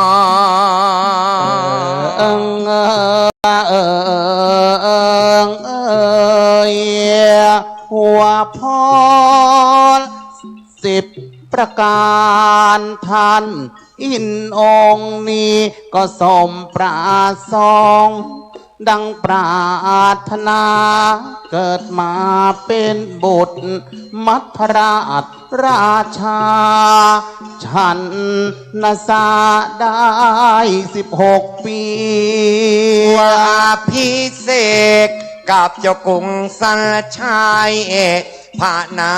งก็ได้เป็นมาเหสีอยู่มาใหม่นานนะกุกนะกุกนะกุกนะกุกนะกุกกุกนะกุกกุกนะกุกกุกกุกกุกกุกนะกุกนะกุกกุกกุกกุกนะกุกกุกกุกกุกกุกนะอยู่มาใหม่นานนะนางต่างและนาพีพระโพธิดีให้แสนปรีดากำหนดทวนโทษสมาทนางขอประพาสเยี่ยมเราองศาเจ้ากรุงสันชัยจึงให้ชายาเสด็จไปหาบิดาท่านใดจนมาถึงตรอกศอกซอยพ่อค้าปวดขับพาทนไม่ไหวจึงได้คลอดบุตรออกมาเป็นชายแล้วตั้งชื่อให้เวสสันดรอยู่ต่อมาทรงพระเจริญวัย บิดาก็ให้มีคู่เคียงมอน แต่งกับมัดซีนกุกนกุกนกุกนกุกนกุกนกุกกุกกุกกุกนกุกนกุกกุกกุกกุกนะแต่งกับมัดซีเมสีอรชรจนต่างอุทรสมดังหาหรือไทยเนิดโอรสสวยสดของสี ตะโพนหยุดเงียบหยุดก่อนเดี๋ยวให้โยมรับโทรศัพท์แป๊บหนึ่ง นักเทศมีมารยาท เดี๋ยวเขาว่าเราเป็นพระไม่มีมารยาทเดี๋ยวเขาโยมคุย โย ไม่ ม รู้เรื่อง คุยโทรศัพท์ต้องหยุดเทศให้โยมคุยเลย ไม่ได้เดี๋ยวเขาว่าเราเป็นพระไม่มีมารยาท นั่นเชียว จะโยมคุยไปให้ยันเพลเลยใช่ไหม ฮะ ไม่ได้ที่เขาโทรมาเสียงมันดัง อ๋อ เผื่อก็มีธุระอะไรไม่ คุย ได้ ธุระโอ้ยอย่างนั้น ใช่จ้ะ ครับ ให้โยมคุยไป เขาจะ ก่อน รู้ไหมว่าเราหยุดให้เขาคุยน่ะ รู้โยมก็รู้อยู่จ้ะเดี๋ยวเราต่อใช่ไม่ได้เดี๋ยวเขาว่าเราเป็นพระไม่มีมารยา โอ้ ทจ้ะ สงสัยจะนานดูแล้วอะ ไม่นานนอกไม่นานหรอก อ๋อไม่นานใช่ไหม ไม่ใช่เลย า คุยน่าชื่นใจ ครับ เดี๋ยวมีรายชื่อมาด้วย เยอะเลยประมาณ10 กว่าชื่อ ครับ มาเทศเชียงใหม่ครั้งนี้ เป็นไง คนเยอะมาก ชื่นใจ ใช่พอๆกับที่เซ็นทรัลเชียงใหม่เลย โอ้ จ้ะเดี๋ยวโยมพอโยมคุยจบปุ๊บท่านขึ้นต่อเลยนะลูกนะ เอาจบแล้วจบ ได้มา แล้ว หาแล้วได้มาหาแล้วประโยค 3 แล้ว ครับเป็นมหา ได้เป็นมหาแล้ว ใช่ สา แล้ว ชาติใช่จบแล้วต่อเลยลูก กำเนิดโอรสสวยสดนะโอพองสีนามว่าชาลีผู้งามแจ่มใสนั้นอยู่ต่อมาก็ไม่นานเอาได้มาสีก็ได้คลอดบุตรแล้วก็อีกคราเป็นคนที่สองรองจากชาลีกำเนิดบุตรีชื่อว่ากันหาเป็นที่รักใครของพระบิดาพระเจ้าปู่เจ้าย่าแสนยินดีจะกล่าวถึงเรื่องเมืองกรีงคราชเสนอนาถชาวเมืองเหล่านี้อดอยากปากแห้งภัยแล้งราวีฝนฟ้าไม่มีตกลงมาฝ่ายเจ้าเมืองนกลิงคาราชฝ่ายเจ้าเมืองนกลิงคาราชจึงให้อำมาตย์ทั้ง8 ลีนาไปขอช้างพายก็ปัดใจยนากับองค์ราชาพระเจเวสสันดรรับคำตามพระบัญชาแล้วเดินมุ่งหน้าโอราเราร้อนนะพอถึงสีพีนาบุรีร้อนจึงได้พักนอนกันสียางวันหนึ่งเคยว่าตกถึงตอนพระเวสสันดรให้ทานพราหมณ์ทั้ง8 นั้นพากันลุกขึ้นวันนี้รืนน้อว่าพ่อควันยืนพระเวสสันดรผู้ชื่นว่าในทางทานจึงโทนขอช้าง ตั้งใจมายกมือวันทาสรรเสริญประสานพระเวก็ให้ช้างไปเป็นทานจึงได้เกิดการโกลาหลวุ่นวายเราผู้คนชาวพลระเมืองต่างก็แค้นเคืองพากันขับไล่ชวนกันไปเฝ้าพระเจ้ากรุงสันชัยถ้าคืนปล่อยไว้ประเดี๋ยวภัยจะมีไม่รีบไป หารเสียใน7 วันนะถ้าปล่อยไว้นานนะบ้านเมืองเรานี้ก็จะวอดวายตัวใน10 ปีขอพระองค์นี้ประหารเลววาย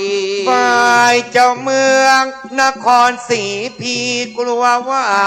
ลูกนี้ชีพจะตากใสจึงกล่าวขอโทษท่านโปรดอภัยก็จำเราจะไล่ให้พระเวทไปจากวัง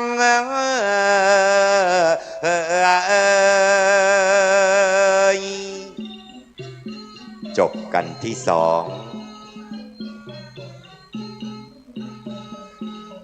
โยมรู้ไหมพระเจ้าเวสสันดรที่เป็นกษัตริย์ที่ประชาชนเมืองศรีพีรักมากที่สุดรักที่สุดแค่ให้ทานช้างแก่พราหมณ์8 นายเมืองกลิงคราชเป็นไงครับกลับกลายเป็นพระเจ้าเวสสันดรที่ประชาชนเมืองศรีพีเกลียดที่สุดเลยกลายเป็นเกลียดที่สุดทันทีแห่กันมาเต็มเมืองหมดบอกพระเจ้ากรุงสันชัยว่าให้ประหารชีวิตพระเจ้าเวสสันดรเอาไว้ไม่ได้แล้วฆ่าให้ตายเสียใจดีเกินเหตุใครมาขออะไรก็ให้นั่นเชียวเพราะว่าพญาช้างปัจจยนาเคนโยมเป็นอย่างไรครับเป็นช้างคู่บุญบารมีกับพระเวสสันดรเกิดวันเดียวเดือนเดียวปีเดียวกันเลยนั่นเชียวและช้างเผือกเชือกเนี้ยอยู่เมืองไหนแล้วเมืองนั้นจะอุดมสมบูรณ์ครับเหมือนเชียงใหม่เขาก็ยังเรียกเมืองช้างเผือกเลยใช่ปะล่ะอย่างนั้นพญาช้างปัจจยนาเคนโยมเมืองเกิดมาพร้อมพระเจ้าเวสสันดรเมืองศรีพีมีความสุขมากเจริญรุ่งเรืองอุดมสมบูรณ์อุดมสมบูรณ์ทุกอย่างเลยครับแต่เมืองกลิงคราชเกิดข้าวยากหมากแพงไงก็ตกแต่งพราหมณ์8 นายให้มาขอครับพระเวสสันดรยกให้ว่าอย่างนั้นพอยกให้ปัญหาเกิดเลยประชาชนเมืองศรีพีไม่ต้องการพระเวสสันดรแล้วพระเวสสันดรเนี่ยโดนโทษประหารนะโยมใช่แล้วแต่ที่รอดตายได้กันที่1ไงที่พระนางผุษดีขอพรจากพระอินทร์ลงมาเกิดกันทศพรนะโยมพระนางผุษดีเนี่ยเป็นเมียพระอินทร์อยู่บนสวรรค์นะพระนางยังหมดบุญจากสวรรค์ต้องกลับมาเกิดเป็นมนุษย์เนี่ยโยมก็เหมือนกันเป็นอย่างไรครับวันหนึ่งพอโยมหมดบุญจากเมืองมนุษย์โยมก็ได้จุติบนสวรรค์คำพระท่านจึงกล่าวว่าจุติจุดตังอรหังจุติไงใจความว่าคือการย้ายภพย้ายภูมิรับพระนางผุษดีขอพร10 ประการลงมาเกิดก็เลยเอาพรข้อที่10เนี่ยขอให้ลูกที่ว่านักโทษใดถูกต้องโทษประหารนางสามารถขอพระราชทานอภัยโทษได้อภัยโทษได้เว้ยอย่างนั้นก็เอาพรข้อนี้มาขอให้ครับพระเวสสันดรรอดตายแต่โทษขับไล่ไม่รอดใช่แล้วในการที่3นี้ก็จะมีแหล่เขาเรียกว่าแหล่มัตสีลำพันธ์มัตสีลำพันธ์อย่าร้องให้โยมฟัง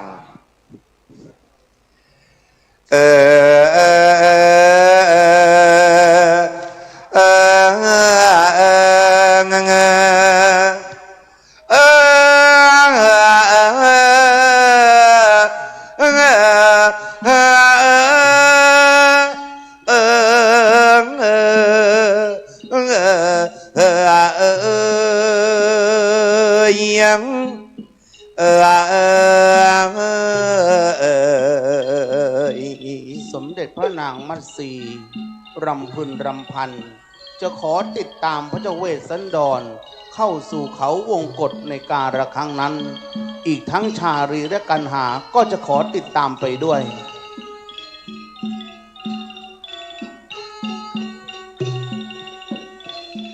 มัตสีสีสมรฝั่งสุนทร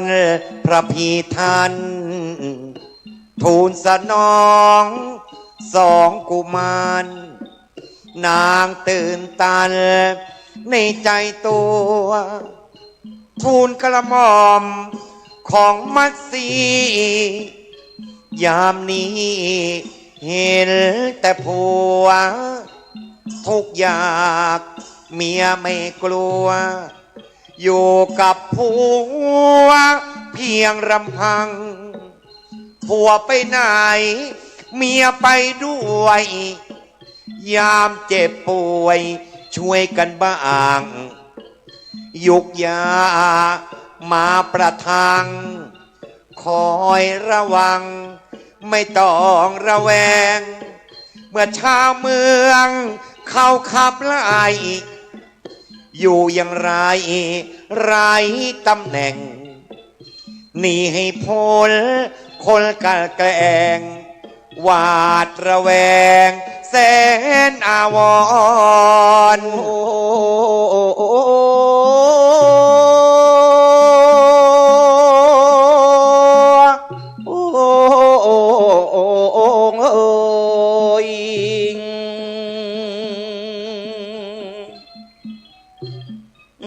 โอลูกแม่คงเหนื่อยยากแสนอดอยากไม่เหมือนก่อนเสสางเที่ยวสุกซ้อนจากนครมาถึงคราวเจ้าพ่อก็ไม่แลเจ้าแม่แกโศกเศร้าอยู่อย่างไรอับอายข้าวคนปากยาวไม่นิยม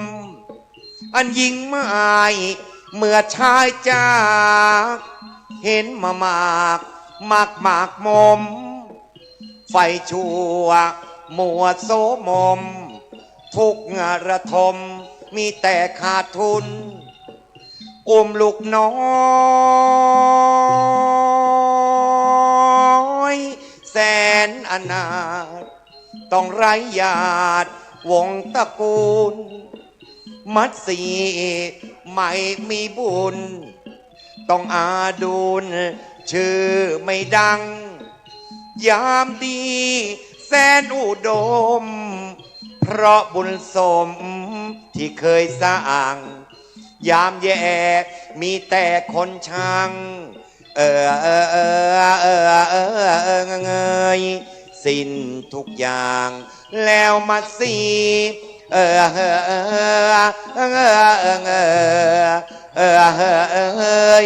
ต้องสู่ไพร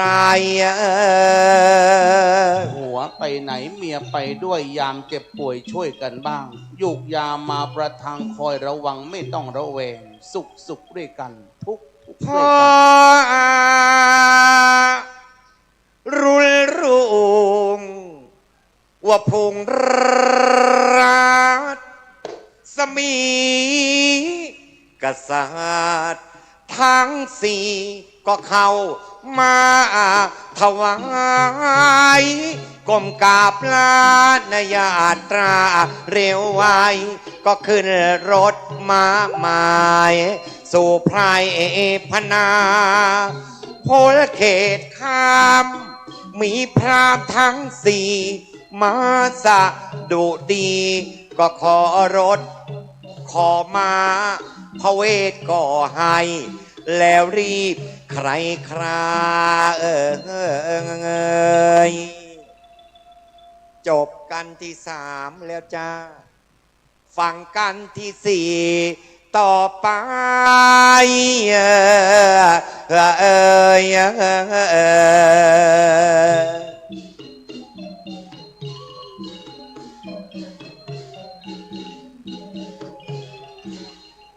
พระเจเวสสันดรน่ะ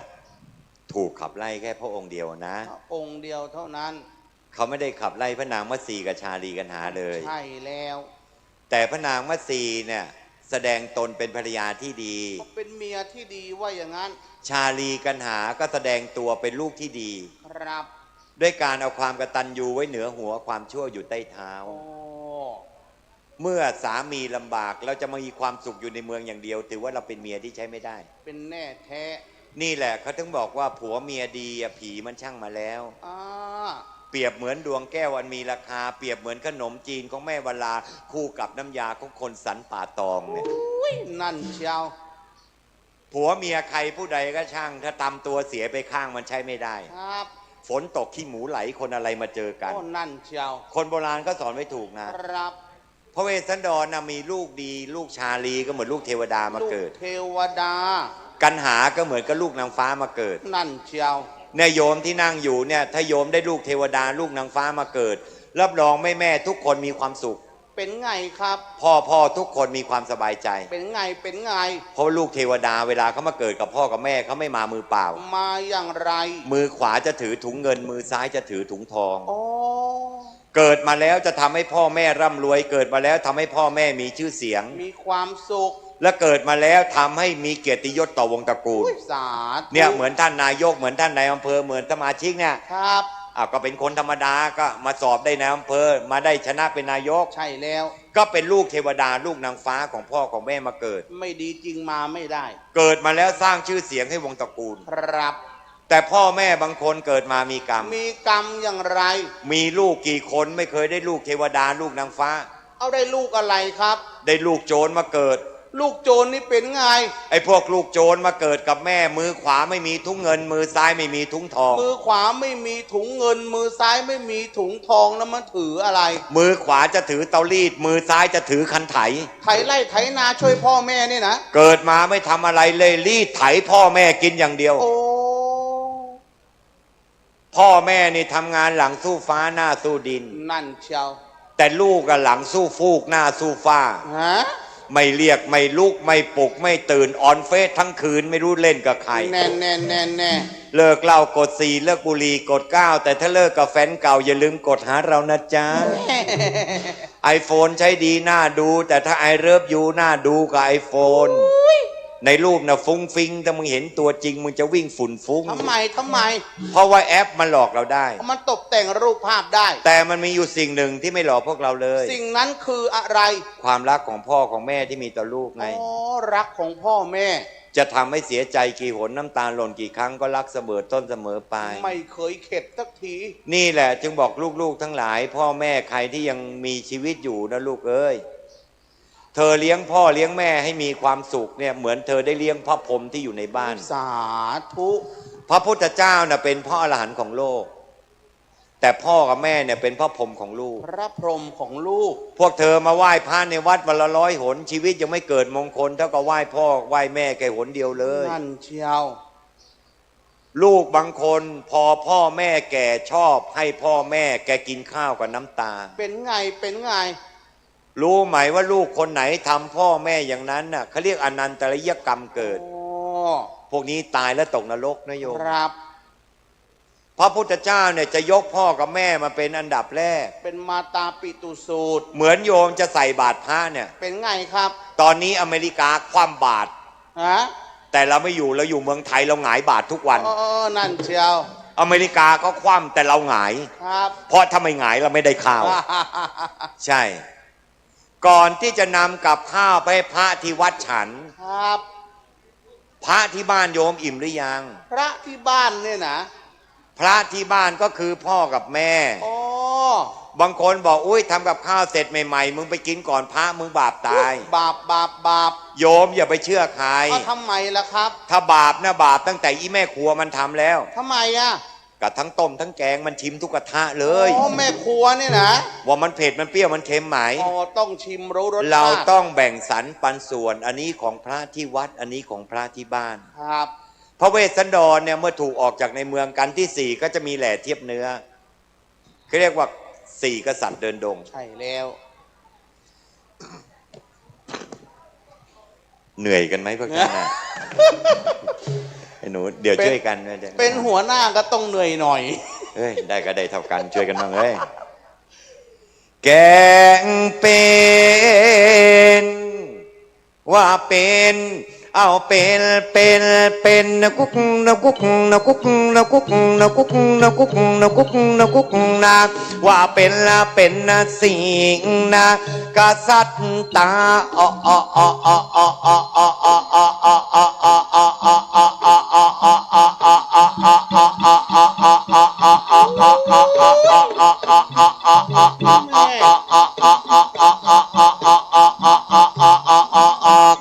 อกจากพาราย อด เขาเดินดง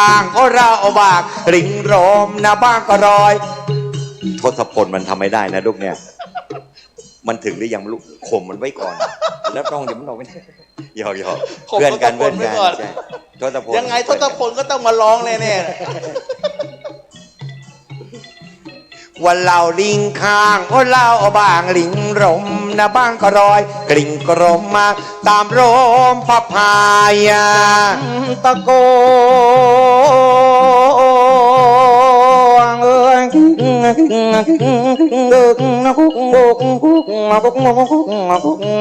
มาจับตั้งกอตะเกียบตะกายแล้วหอยระเห็ดรอย เราทั้งสี่มาเดินพายไม่เห็นจะมีใครก็จะมาติดตามต้อยเป็นเวรมาซ้ำเป็นกรรมมาพลอยซับให้เรือนรอยออกจากพารา สุนริยงขึ้นทรงรถรับเหลี่ยมบันโพธนักอยู่คนทอนรัตนสมีสีเรืองอ่อนได้ไหมลูกแกะสี่กษัตริย์ตอนสองเปิดโทรศัพท์อัดไว้พอเนื้อเนี่ยหลวงพ่อไม่เคยได้ให้ใครเขาเรียกแกะสี่กษัตริย์ตอนสองแต่ถ้าอยากได้เนื้อเต็มเดี๋ยวให้ลูกเป็นงาน 20,000 บาทผ่อนจ่ายครับพ่อสุนริยงขึ้นทรงรถรับเหลี่ยมบันโพธนักอยู่คนทอนวราชสมีสีเรืองอ่อนนักตะวันร้อนมาแรมราเอาสี่กษัตริย์เอ้ยยิ่งเศร้าโศกให้แสนวิตกเป็นหนักหนาว่าจวนเย็นยามมาพระสุขริยามองดูนกกาบินกลับลังพระเวสสันดรองค์ชาลีพนางมัตสีแม่ลอยช่างว่ากันหาภาวะผวังพระเนตรของนางก็เนืองนองว่ามองพระพักองค์พัดสดาเอ้ยมองพระพักองค์พัดสดาต้องมาทอระมาและมนมองพระพักก่อดำดูคำเป็นกองพระบาทก่อพองเพราะเดินกลางภัยว่าเปรียบตัวเราถึงข่าวตกยากต้องมาทนลำบากจะรู้ไหมว่าอยู่ในวังดนตรีเพราะจับใจว่าอยู่กลางภัยฟังเสียงนกกา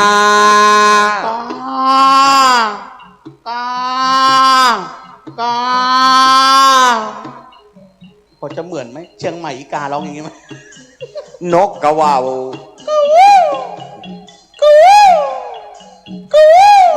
ทำอะไรก็เหมือนนะพระอาจารย์ช่างนี่ช่างเหมือนสารพัดสัตว์จริงๆเสียงจิ้งหรีดจิ้งหรีดมันร้องยังไงอะจิ้งหรีดร้องอย่างนี้ยังไงหัดเชยอยากรู้จริงเลยว่าใครนะเอ่ยถึงฉันเดี๋ยวอันนี้มันจิ้งหรีดวงเทวันอ๋อเหรอใช่ว่าอยู่ในวังแล้วฟังเสียงแต่วงจ้ามองที่เองมองจังจับใจอยากฟังเสียงระนาดมาบรรเลงระนาดเดียวหวานจริง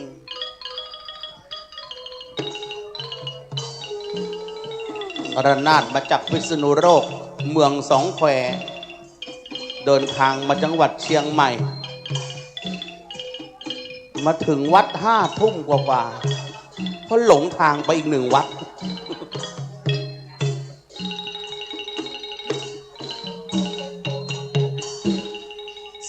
16 ปีแห่งความหลังโอ้ยเอาเพลงคนเป็นบ้างดิเดี๋ยวจะไล่มึงออกทั้งนั้นนะไอเลรอนหาเพลงคนเป็นในบางทีฟังเสียงระนาดมาบรรเลงฟังคืนเคงว่าพอดีฟังเสียงปีอยู่กลางภัย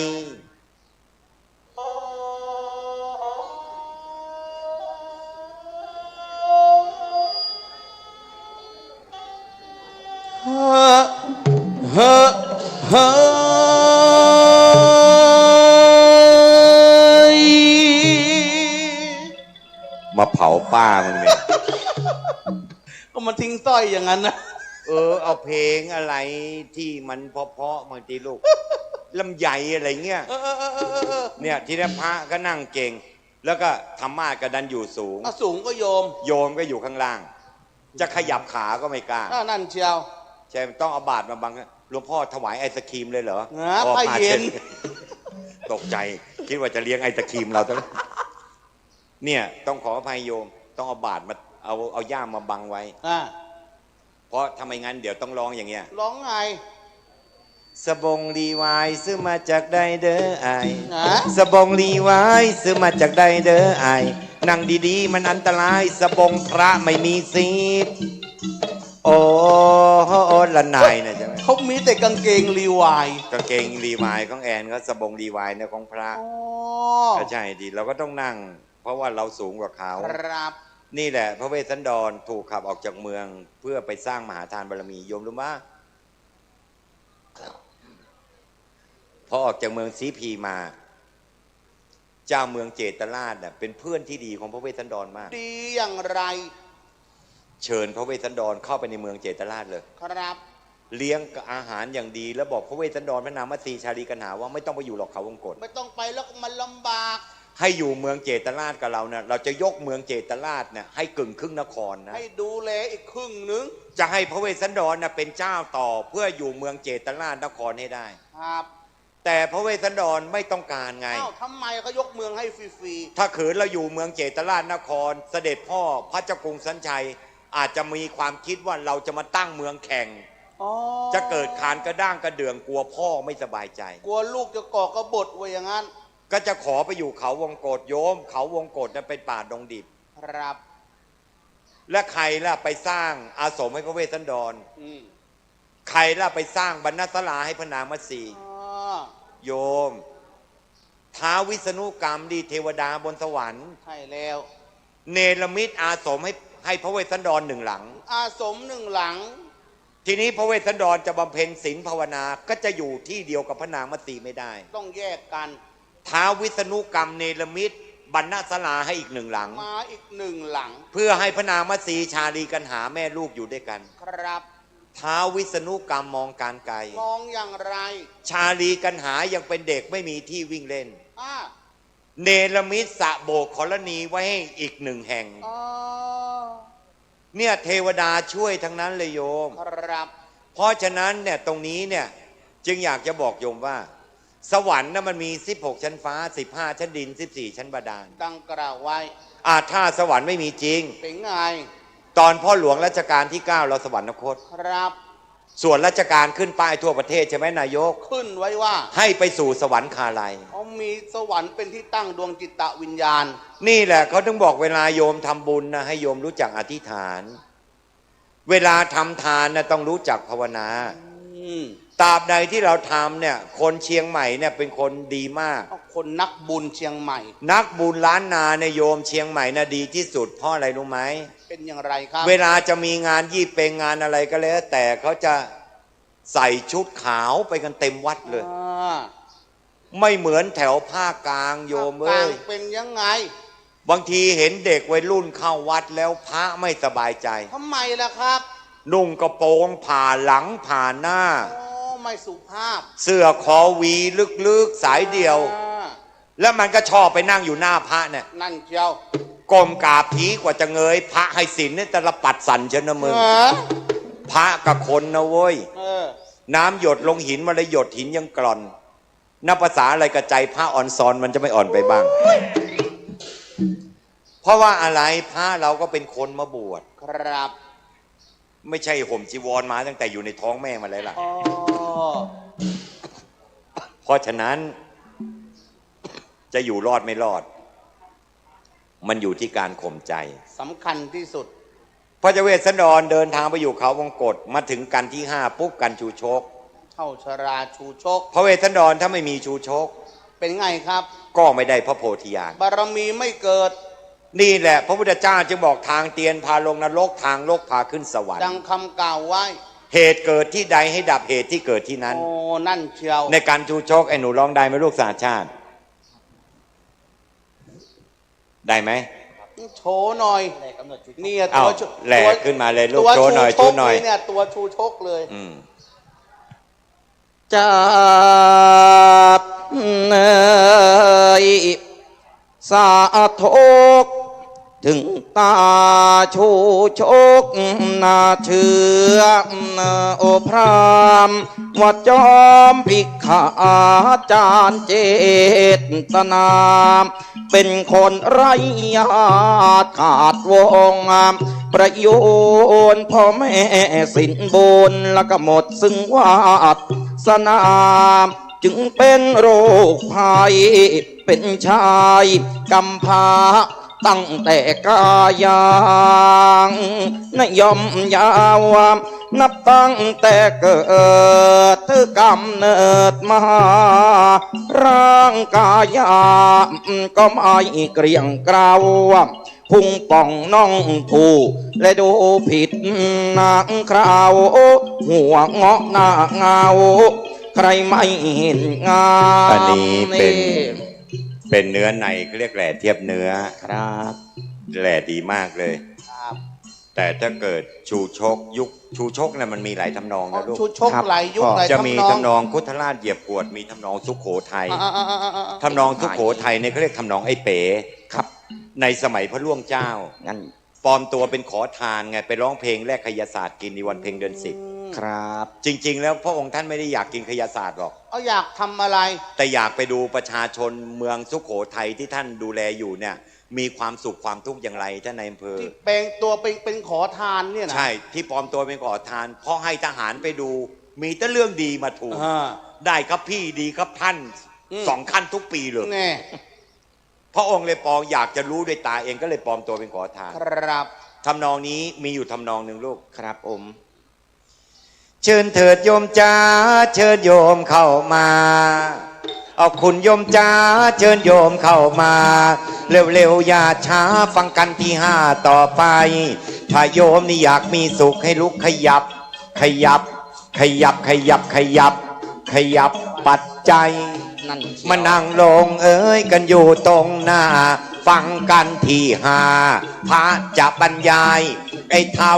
ชลาตาชูชกและตาเท่าวันิพกยาจกเข็นใจก็เขานี้มีอาชีพว่าขอทานว่าหากินเลี้ยงกันอยู่ทุกวันไป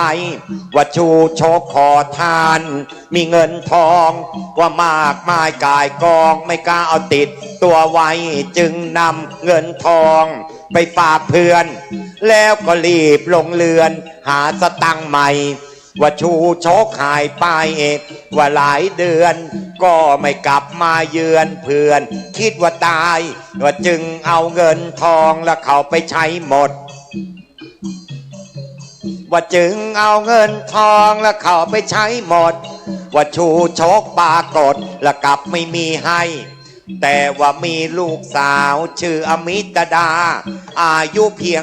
15สวยบาดตาบาดใจนางอมิตดาอายุ15โยมฉันแต่ความสวยนางนั้นเหมือนน้องลิซ่าเลยรู้ไหมอมิตดาความสวยไม่มองเมอสวยเหมือนท่านในอำเภอที่นั่งข้างหน้าไงแต่ชูชกอายุต้อง70กว่าว่าชูชกอายุ70กว่าตอนใหม่ๆโยมจาก็มีสุขสบายใจแต่พอนานวันมันก็เกิดปัญหาพอนางอมิตดาอยากจะได้คนใช้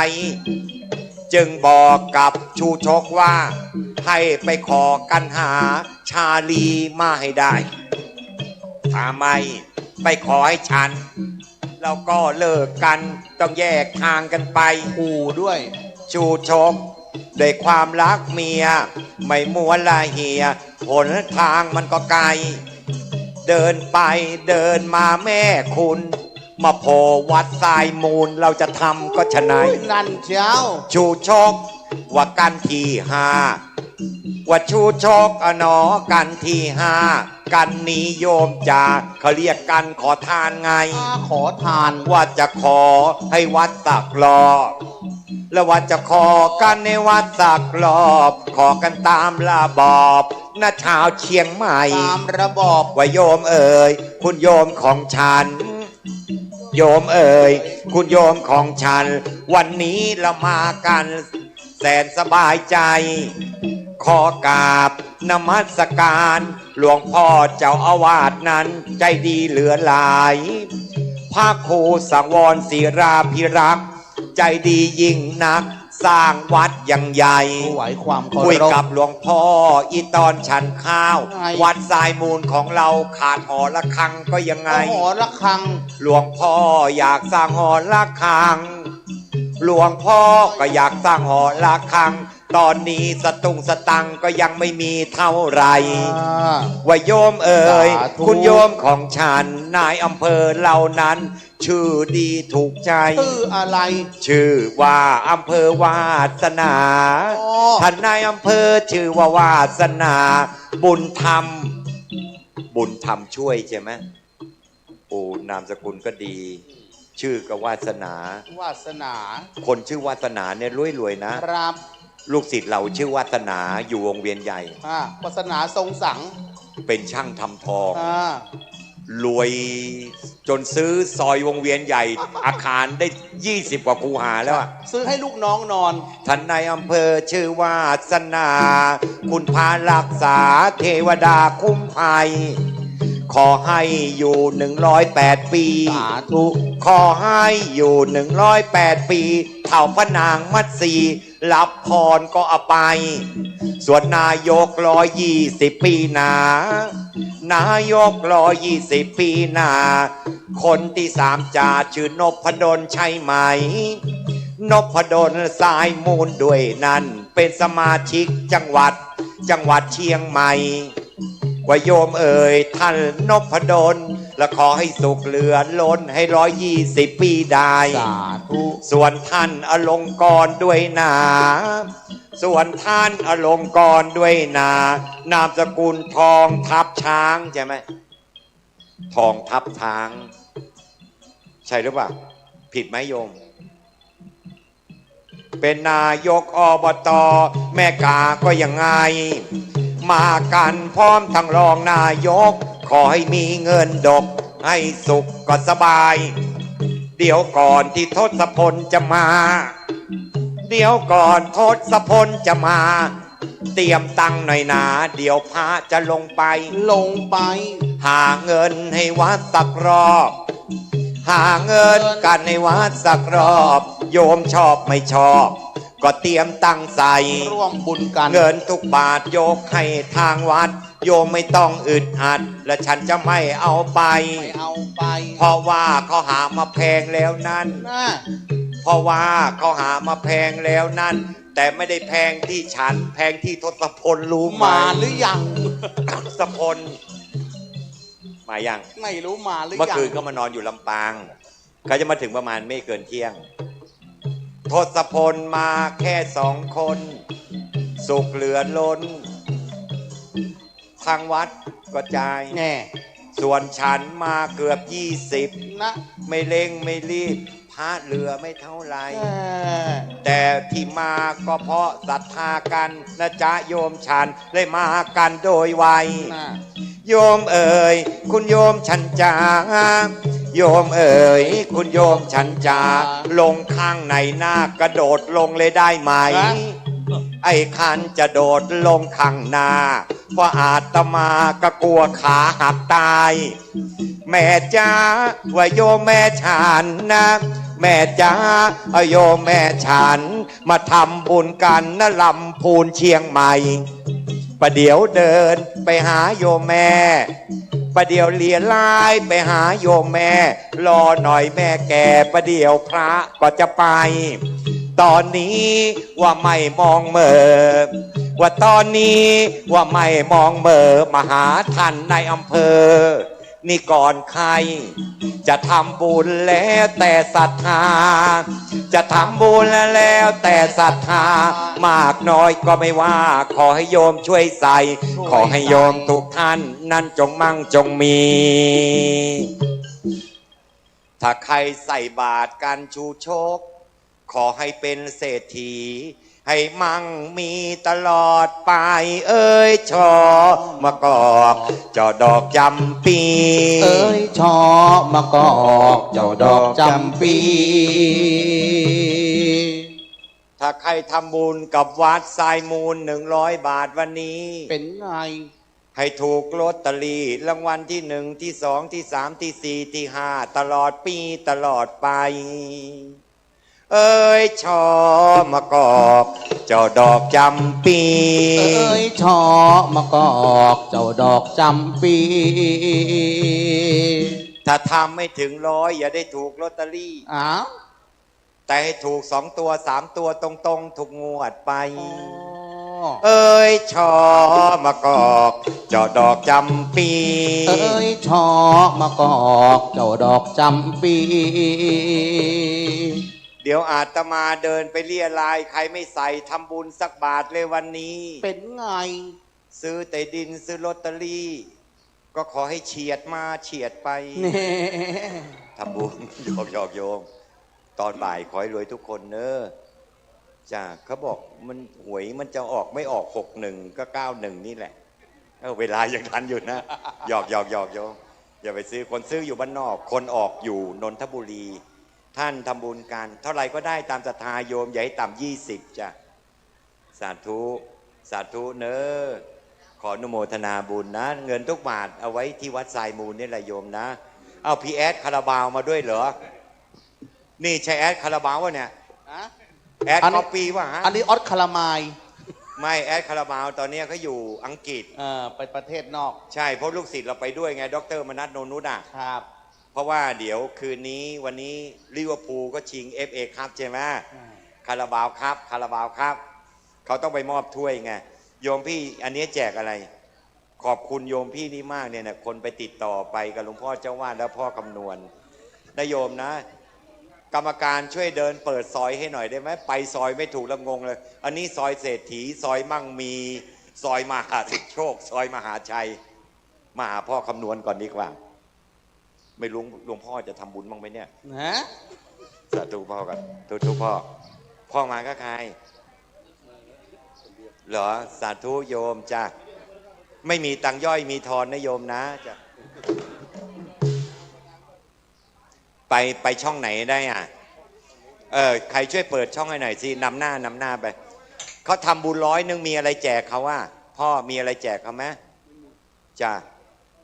เดี๋ยวนายอำเภอท่านนายอำเภอรีบต้องไปงานไหนไม่ทานข้าวเที่ยงที่นี่ก่อนไหมเดี๋ยวรอแป๊บหนึ่งนายอำเภอเดี๋ยวฉันจะมอบเข็มกัดหลวงพ่อพระพุทธชินราชให้นะท่านรอแป๊บหนึ่งนะจ้ะไม่รีบนะท่านนะท่านเป็นคนเชียงใหม่เลยหรือเปล่าท่านสาธุแล้วก็รับราชการเป็นนายอำเภอก็วนอยู่ในเชียงใหม่ตั้งแต่ไปลำปางด้วยแล้วก็มาอยู่เชียงใหม่ถามจริงใจอยากจะไปปลดเกษียณที่ไหนไปอยู่เมืองพิษณุโลกไหมไม่ไปไกลเกินโยมตามแจกธรรมสาธุโยมจ้าแม่ใครจ๋ากูวะไอเล่ร่อนจ๋าเหรอวันนี้พระมาหาโยมไกลๆช่วยกันทำบุญเถิดนามากน้อยไม่ว่าอะไรสะสมบุญไว้มากมายมั่งมีสาธุแม่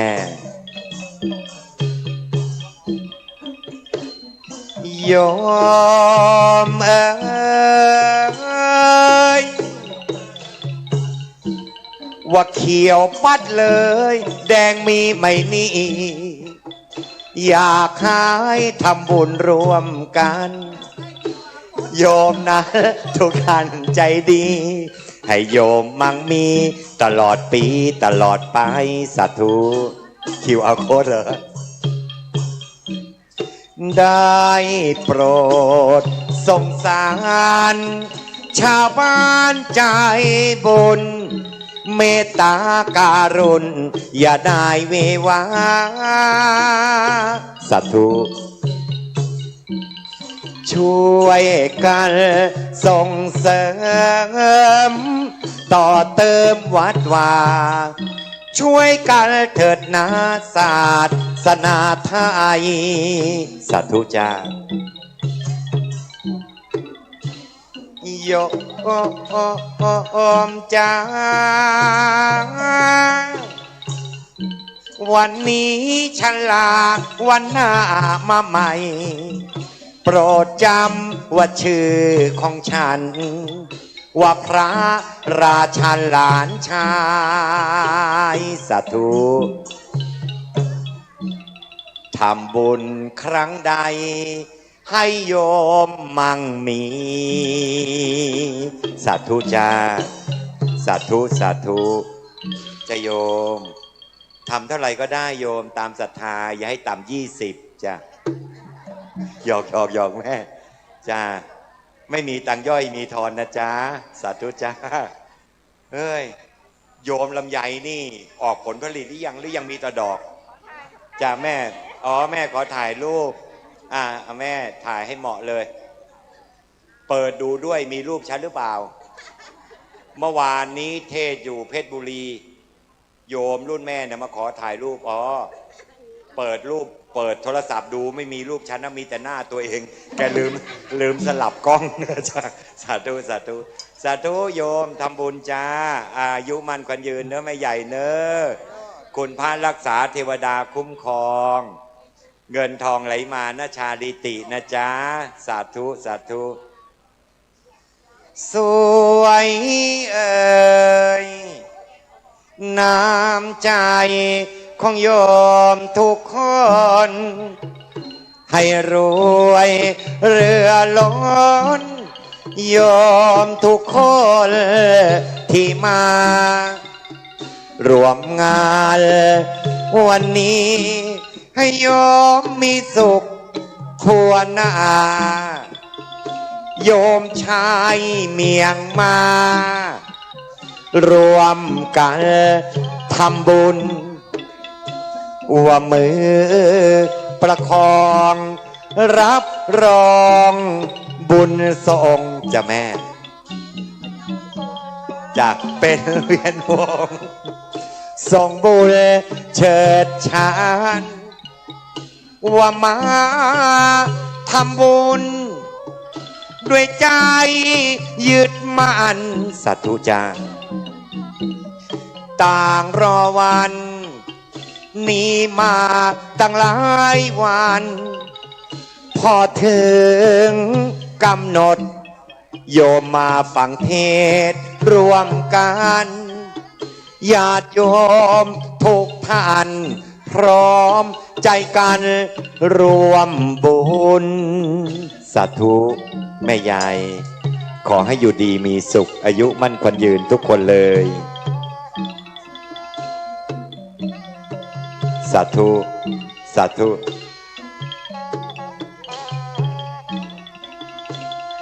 เสียงตะโพนปะติ่งเทงขึ้นสาธุการกูก็อองกังวานไปทั่วร้านปารำพิธีเดี๋ยวไปแม่แป๊บหนึ่ง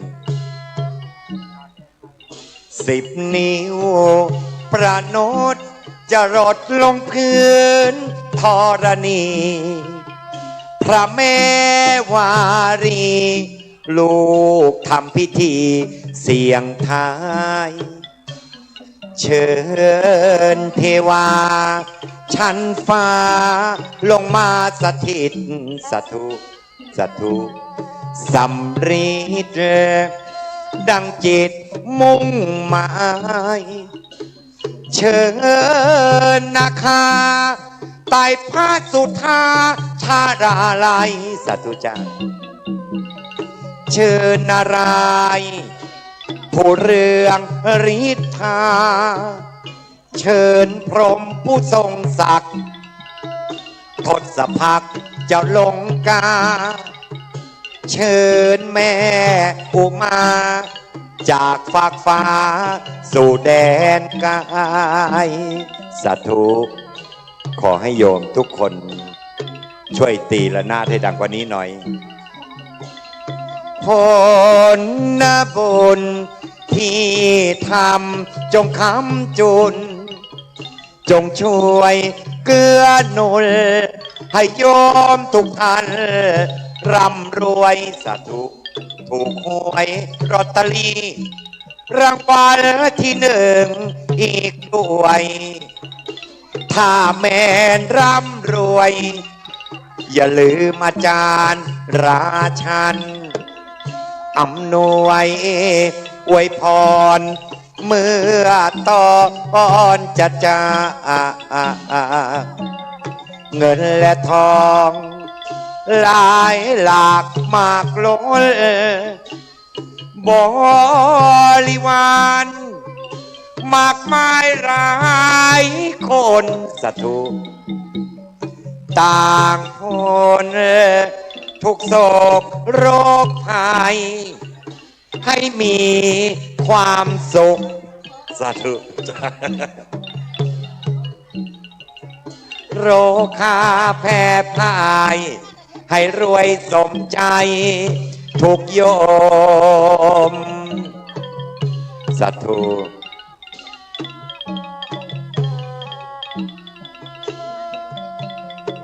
สาธุจ้าขออนุโมทนากโยมทุกคนทุกท่านเลยมาใส่บาตรตอนเพลชีวิตจะไม่ลำเค็ญหัวใจสาธุขอให้สุขภาพแข็งแรงร่ำรวยจ้าสาธุสาธุสาธุลูกร่ำรวยเยอะๆเนอะอายุมั่นขวัญยืนครับสาธุจ้าขออนุโมทนาบุญเนาะทำบุญกับวัดเราสาธุ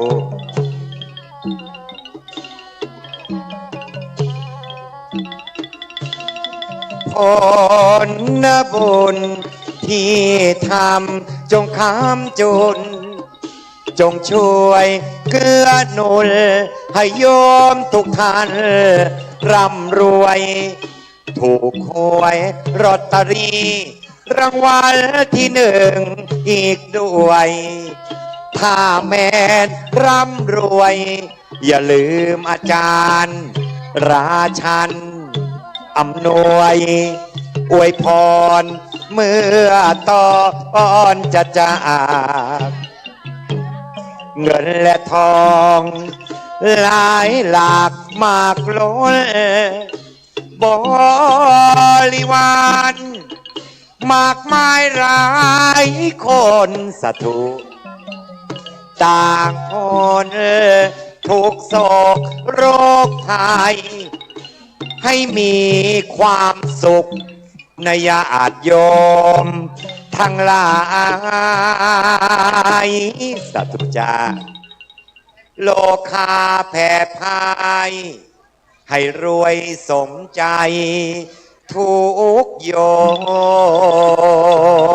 มสาธุสาธุเดี๋ยวย้อนไปทางโน้นเนาะ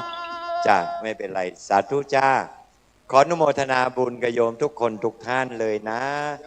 จ้าสาธุน้องสาวร่ำรวยเนอะจ้า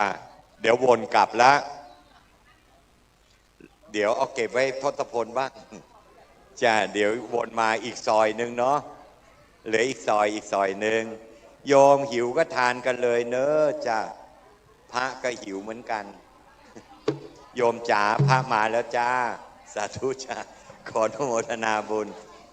สาธุสาธุเดี๋ยวเข้าซอยกลางซอยนี้เนาะจะได้พอดีเลยทำบุญกันจ้าอนุโมทนาบุญพี่ป้าน้าอาปู่ย่าตายายญาติโยมชายหญิงอย่าเพิ่งเติงว่าพระร้องเพลงร้องเองแต่งเองฟังให้เหมาะเมงเพลงพระคุณแม่คุณแม่ใครต้องรักใครคอยแค่รับรู้ดูแลอย่าทำให้แม่แกต้องเสียใจสาธุลูกนอนคุกแม่คอยอุ้มชูตั้งแต่อยู่ในครรภ์จะแม่9 เดือนนับวันคอยลูกแม่นั้นเจ้าเกิดลืมตาจะคลอดเมื่อไรแม่นับวันเรื่อยมาลูกเอ๋ยลูกจ๋าภาวะเฝ้าเพ้อรำพันสาธุวัดหนองผำหรือเปล่า อยู่ลำพูนเหรอเชียงใหม่โยมทำ1,000เลยเหรออุ้ยสาธุขอให้ถูกรางวัลที่1ตอนบ่ายนี่เลยนะสาธุสาธุโยมอยู่อเมริกาโยมอยู่เมืองไหนรัฐอะไรอ๋อโยมอยู่เท็กซัสเหรอฉันไปเทศที่วัดไทย LA มามีวัดไทย LA แล้วก็ไปที่ลาสเวกัสไปที่ปรามสปริงแล้วก็อาริโซนาแล้วก็แคนยอนใช่ก็ไปมา5 ปีแล้ว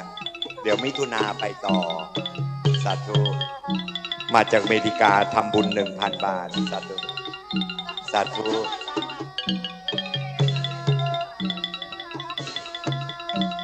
ลูกนอนคุดคูแม่คอยอุ้มชูตั้งแต่อยู่ในครรภ์สาธุ9 เดือนนับวันคอยลูกแม่นั้นเจ้าเกิดลืมตาจะคลอดเมื่อไรแม่นับวันเรื่อยมาลูกเอ๋ยลูกจ๋าเพราะว่าเฝ้าเพ้อรำพันปวดท้อง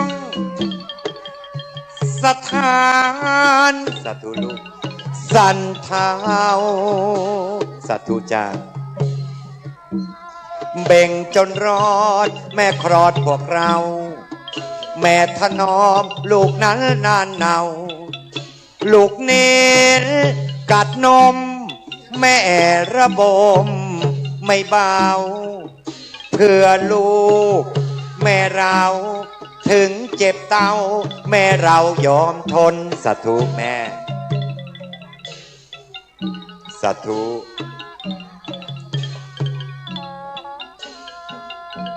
สาธุสาธุสาธุจ้าเอาละจ้าขออนุโมทนาบุญสาธุสาธุจ้าไม่น่าเชื่อว่าคนเชียงใหม่ก็มีตังเหรียญใช้เหมือนกันเนาะจ้ายอดโยมสาธุเอาละหยุดก่อนสาธุสาธุพี่สาวขอให้สุขภาพแข็งแรงร่ำรวยกันทุกคนเลยเนอะนึกเงินขอให้เงินมากองนึกทองขอให้ทองมาหานึกถึง2-3 ตัวตอนบ่ายขอให้มันลอยมาขอให้สุขสมมูลาทั้งโยมผู้หญิงผู้ชายนะจ๊ะจะเต็มบาทแล้วแม่เดี๋ยวเขาว่าฉันเป็นพระไม่เต็มบาทจ้ะทำบุญจะโยมถ้าใครไม่มีเงินสดฉันฝาบาทมีที่สแกนจ้ะยอกไม่มีต้องไปสแกนกับหลวงพ่อเจ้าวาดสาธุสาธุจ้าโยมจ๋าพระมาแล้วจ้าสาธุสาธุอายุมั่นขวัญยืนเนอะสาธุแม่ยายทานข้าวเหนียวให้อร่อยก่อนจ้า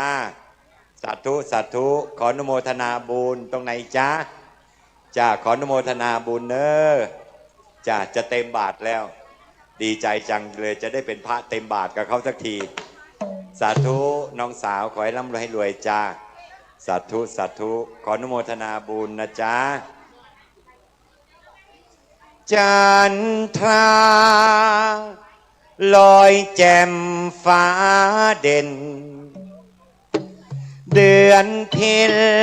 มองเห็นเย็นตากลางจันทร์เจอคนเก่าเล่าว่าย้ายตาทำนา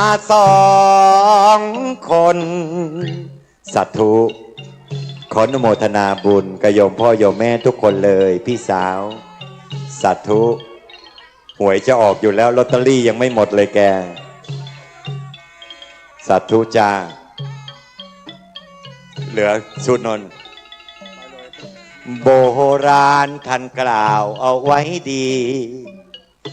คนเราชั่วดีมีจนให้รู้จักสร้างบุญและกุศลจะมีสุขมากล้นยามบั้นปลายคุณพระรักษาเทวดาคุ้มครองนะแม่เนอะอายุมั่นขวัญยืนจ้ามีเกิดวันพุธเยอะเลยแม่เนาะสีเขียว เลยออกยอด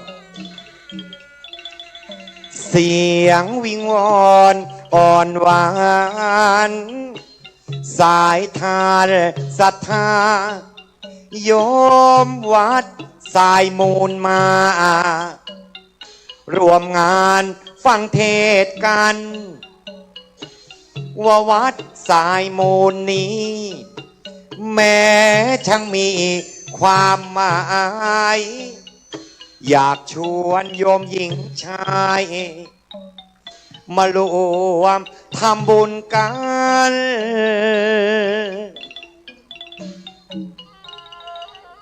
เสียงระนาดดนตรีช่วยดังๆหน่อยมางี้ไม่ได้ยินเลย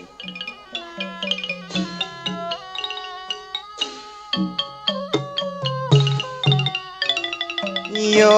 มที่จีนไทยเหนือใต้สายอีสานอนุรักษ์ศีลโบราณสืบลูกหลานไทยแลนด์ฝากนักแลรุ่นหลังไว้ในฝั่งอย่าขาดแคลนตัวตายและตัวแทนอย่ามองพระแสนต่ำสามสาธุสาธุสาธุจ้าสาธุสาธุสาธุดังแล้วไม่เริงร่าสาธุแม่นะกุ๊กนะกุ๊กนะกุ๊กกุ๊กกุ๊กกุ๊กกุ๊กกุ๊กดังแล้วไม่เริงร่าลืมชะตาต้อยต่ำผู้ชูบอุปถัมภ์ไม่มองข้ามยามคนว่าโลกเหงาเศร้าโศกจะกล่อมโลกให้สุขล้นคุณค่าโยมทุกคนจดและจำจนสิ้นใจสาธุขออนุโมทนาบุญสาธุจ้าสาธุสาธุสาธุสาธุจ้าโยมทุกท่านเหมือนจันทราจากฟ้าข้าฝันว่าพระราชันนั้นยังรอวันโยมเห็นใจส่องแสงเจิดจ้าศรัทธาพระบางไหมอ่อนโยมแสนอ่อนใจเหมือนกระต่ายอ่อนจันสาธุโยมแม่โยมพี่โยมน้องขอบคุณน้ำจิตขอบคุณน้ำใจสาธุร่วมบุญกับวัดสายมูลจ้าสาธุสาธุจ้าสาธุจ้าสาธุสาธุขออนุโมทนาบุญนะลูกเนอะขอให้ได้เป็นเจ้าคนในคนขอให้ชีวิตสุขสมหวังตลอดไปสาธุลูกอาลาสาธุสาธุจ้าหมดละมั้งแม่เงินเดือนผู้สูงอายุทำบุญแบ่งกันเนาะจ้าทำบุญแม่เอาไว้ที่วัดนี่แหละไม่ได้ไปไหนหรอกสาธุจ้าสาธุสาธุหมดยังจ้าโยมจ๋าพระมาแล้วจ้าต้องไปทางนู้นนี่เหรอเดี๋ยวเอาไว้ตาไปแม่เขากวักมือแล้วมันนี่วะสาธุแม่จ้าสาธุจ้าแม่ยายสาธุแม่อุ้ยพออุ้ยเนอะขอให้สุขภาพแข็งแรงนะจ้าสาธุจ้าอุ้ยโยมทำไมถ่ายนานจังสาธุจ้าพี่สาวสาธุสาธุขออนุโมทนาบุญจ้าเพราะโยมที่มาศรัทธายิ่งใหญ่มาเป็นแรงใจให้วัดสายมูลสาธุสาธุ สาธุจ้ะขออนุโมทนาบุญได้รับเลยด้วยสาธุขอบพระคุณที่ต้อนรับอบอุ่นการุณจากคุณโยมสาธุพระแสนชื่นใจหายตรอมตรมที่ญาติโยมให้กำลังใจเดี๋ยวรอน้องพักบุ้งมาน้ำใจไมตรีจากญาติโยมทุกที่มากันร่างไรสัตว์ทุกแม่ฉันขอฝากน้ำราชันนี้ไว้ที่เป็นแรงใจให้พระเรื่อยมาสาธุขออยู่คู่ญาติโยมไม่ให้ทุกข์ระทมหรือตรอมตมหรอกนะอ๋อเหรอเพราะโยมผู้ฟังสาธุนั้นมีค่าเป็นแรงใจมาให้พระโด่งดังสาธุ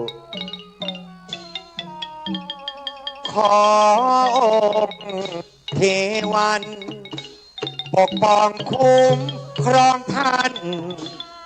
ให้ร่ำรวยเถิดนะจะให้ได้ดังใจจำชื่อราชันนั้นไว้เถิดว่า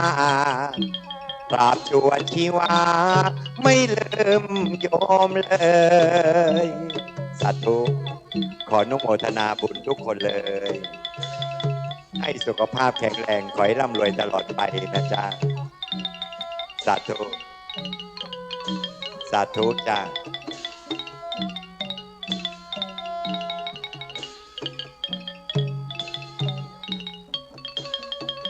สาธุ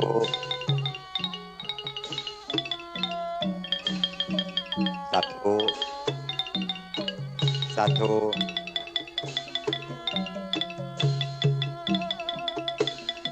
ขออยู่คู่ญาติโยมไม่ให้ทุกข์ระทมหรือตอมต้มหรอกนะสาธุขอโยมผู้ฟังนั้นมีค่าเป็นแรงใจมาให้พระโด่งดังสาธุสาธุจังขอองค์เทวันปกป้องคุ้มครองท่านให้ร่ำรวยเถิดนะสาธุจำชื่อราชันนั้นไว้เถิดว่า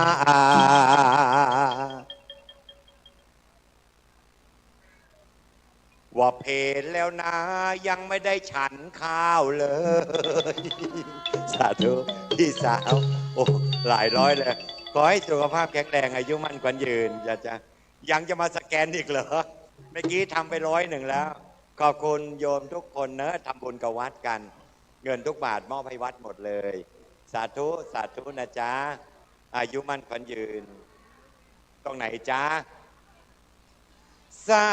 บซึ้งใจญาติโยมหญิงชายศรัทธา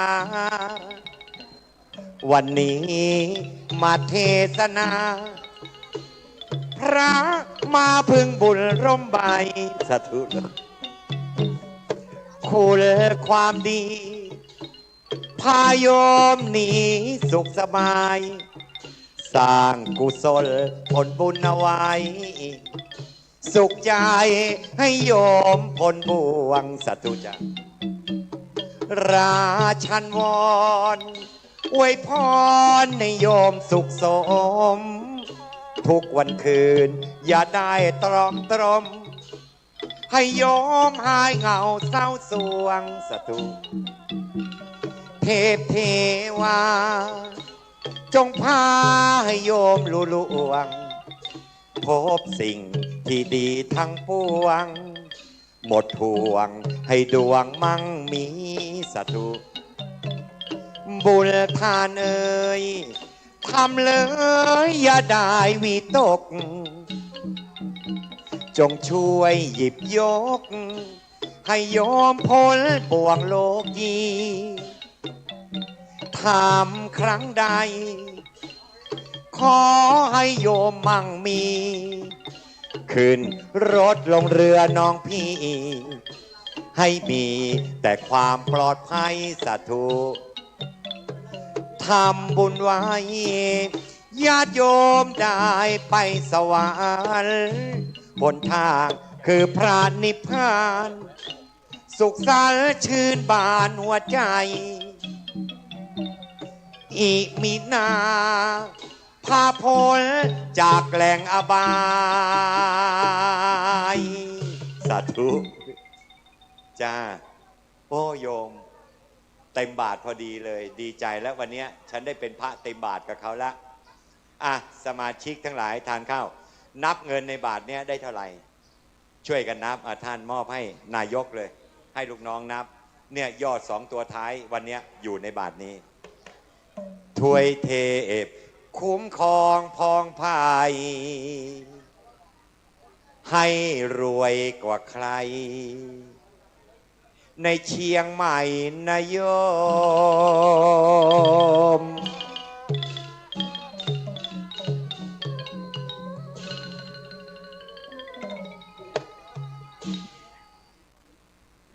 เมื่อได้รางวัลครบก็จบกันเถอะเดี๋ยวเที่ยงครึ่งค่อยเจอกันใหม่ยังไม่ได้ฉันเพลเลยรู้ไหมหิวจนตาลายโยมฉันว่าฉันข้าวต้มได้ครึ่งถ้วยชีวิตแทบมวยแล้วนาถ้าหากอดเพนอีกโยมจ๋าคงนอกเบาหวานตายหาแล้วฉันขอให้มีสุขกันทุกคนอย่าเจ็บอย่าจนเลยนั่นให้ร่ำให้รวยกันทุกท่านดังพระราชันบอกมาเดี๋ยวเที่ยงครึ่งค่อยพบกันใหม่นายอำเภอก็ยังไม่ได้ทานเที่ยงนายกก็นั่งมองเมียงเพราะเวลาใกล้เที่ยงแล้วทันขอให้โยมแม่และโยมพ่อรีบไปจะหมดแล้วหนอโรงทานแม่รีบไปโรงทานเดี๋ยวเที่ยงครึ่งกลับมาพบกันจ้ะแม่ใครยังไม่ได้ทานอาหารนิมนต์พระฉันเพลก่อนขึ้นไปหยิบย่ามไหมน่ะก็ท่านหยิบย่ามมาเดี๋ยวพิธีกรก็มีที่จะพูดอะไรไหมนายโยมเดี๋ยวขอฉันเพลสัก20 นาทีแล้วเดี๋ยวเที่ยงครึ่งโยมจะได้ชมมัตสีต่อแล้วก็ชมทศพลน้องผักบุ้งยาวเลยในวันนี้เราจะให้จบประมาณสักไม่เกิน4 โมงเย็นเนาะเพราะว่าฉันต้องเดินทางไกลพรุ่งนี้เช้าเทศสุพรรณบุรีอำเภอศรีประจันทร์เนาะท่านไหวเนาะทัก4 โมงเนาะจ้ะเพราะปกติไม่เคยเทศนานขนาดนี้หรอกนี่เห็นแก่ท่านอะไรท่านบุญเลิศใช่ไหมท่านเลิศพันธ์กับพ่อคำนวณแล้วก็หลวงพ่อเจ้าว่าดุษาไปหาถึงวัดเลยวันนี้แถมแหลกแจกสะบัดเลยเดี๋ยวย่ามอยู่ไหนเอามานี่ เดี๋ยวมีล็อกเก็ตหลวงพ่อชินราชอยู่มีอยู่อันเดียวมั้งเนี่ยมอบให้ท่านนายอำเภอเอาไม้ไปเก็บข้างบนโฆษกโยมเลิศพันธ์มีอะไรประชาสัมพันธ์ไม้มีไหมเอาไม้มาให้โยมเลิศพันธ์ตัวนึง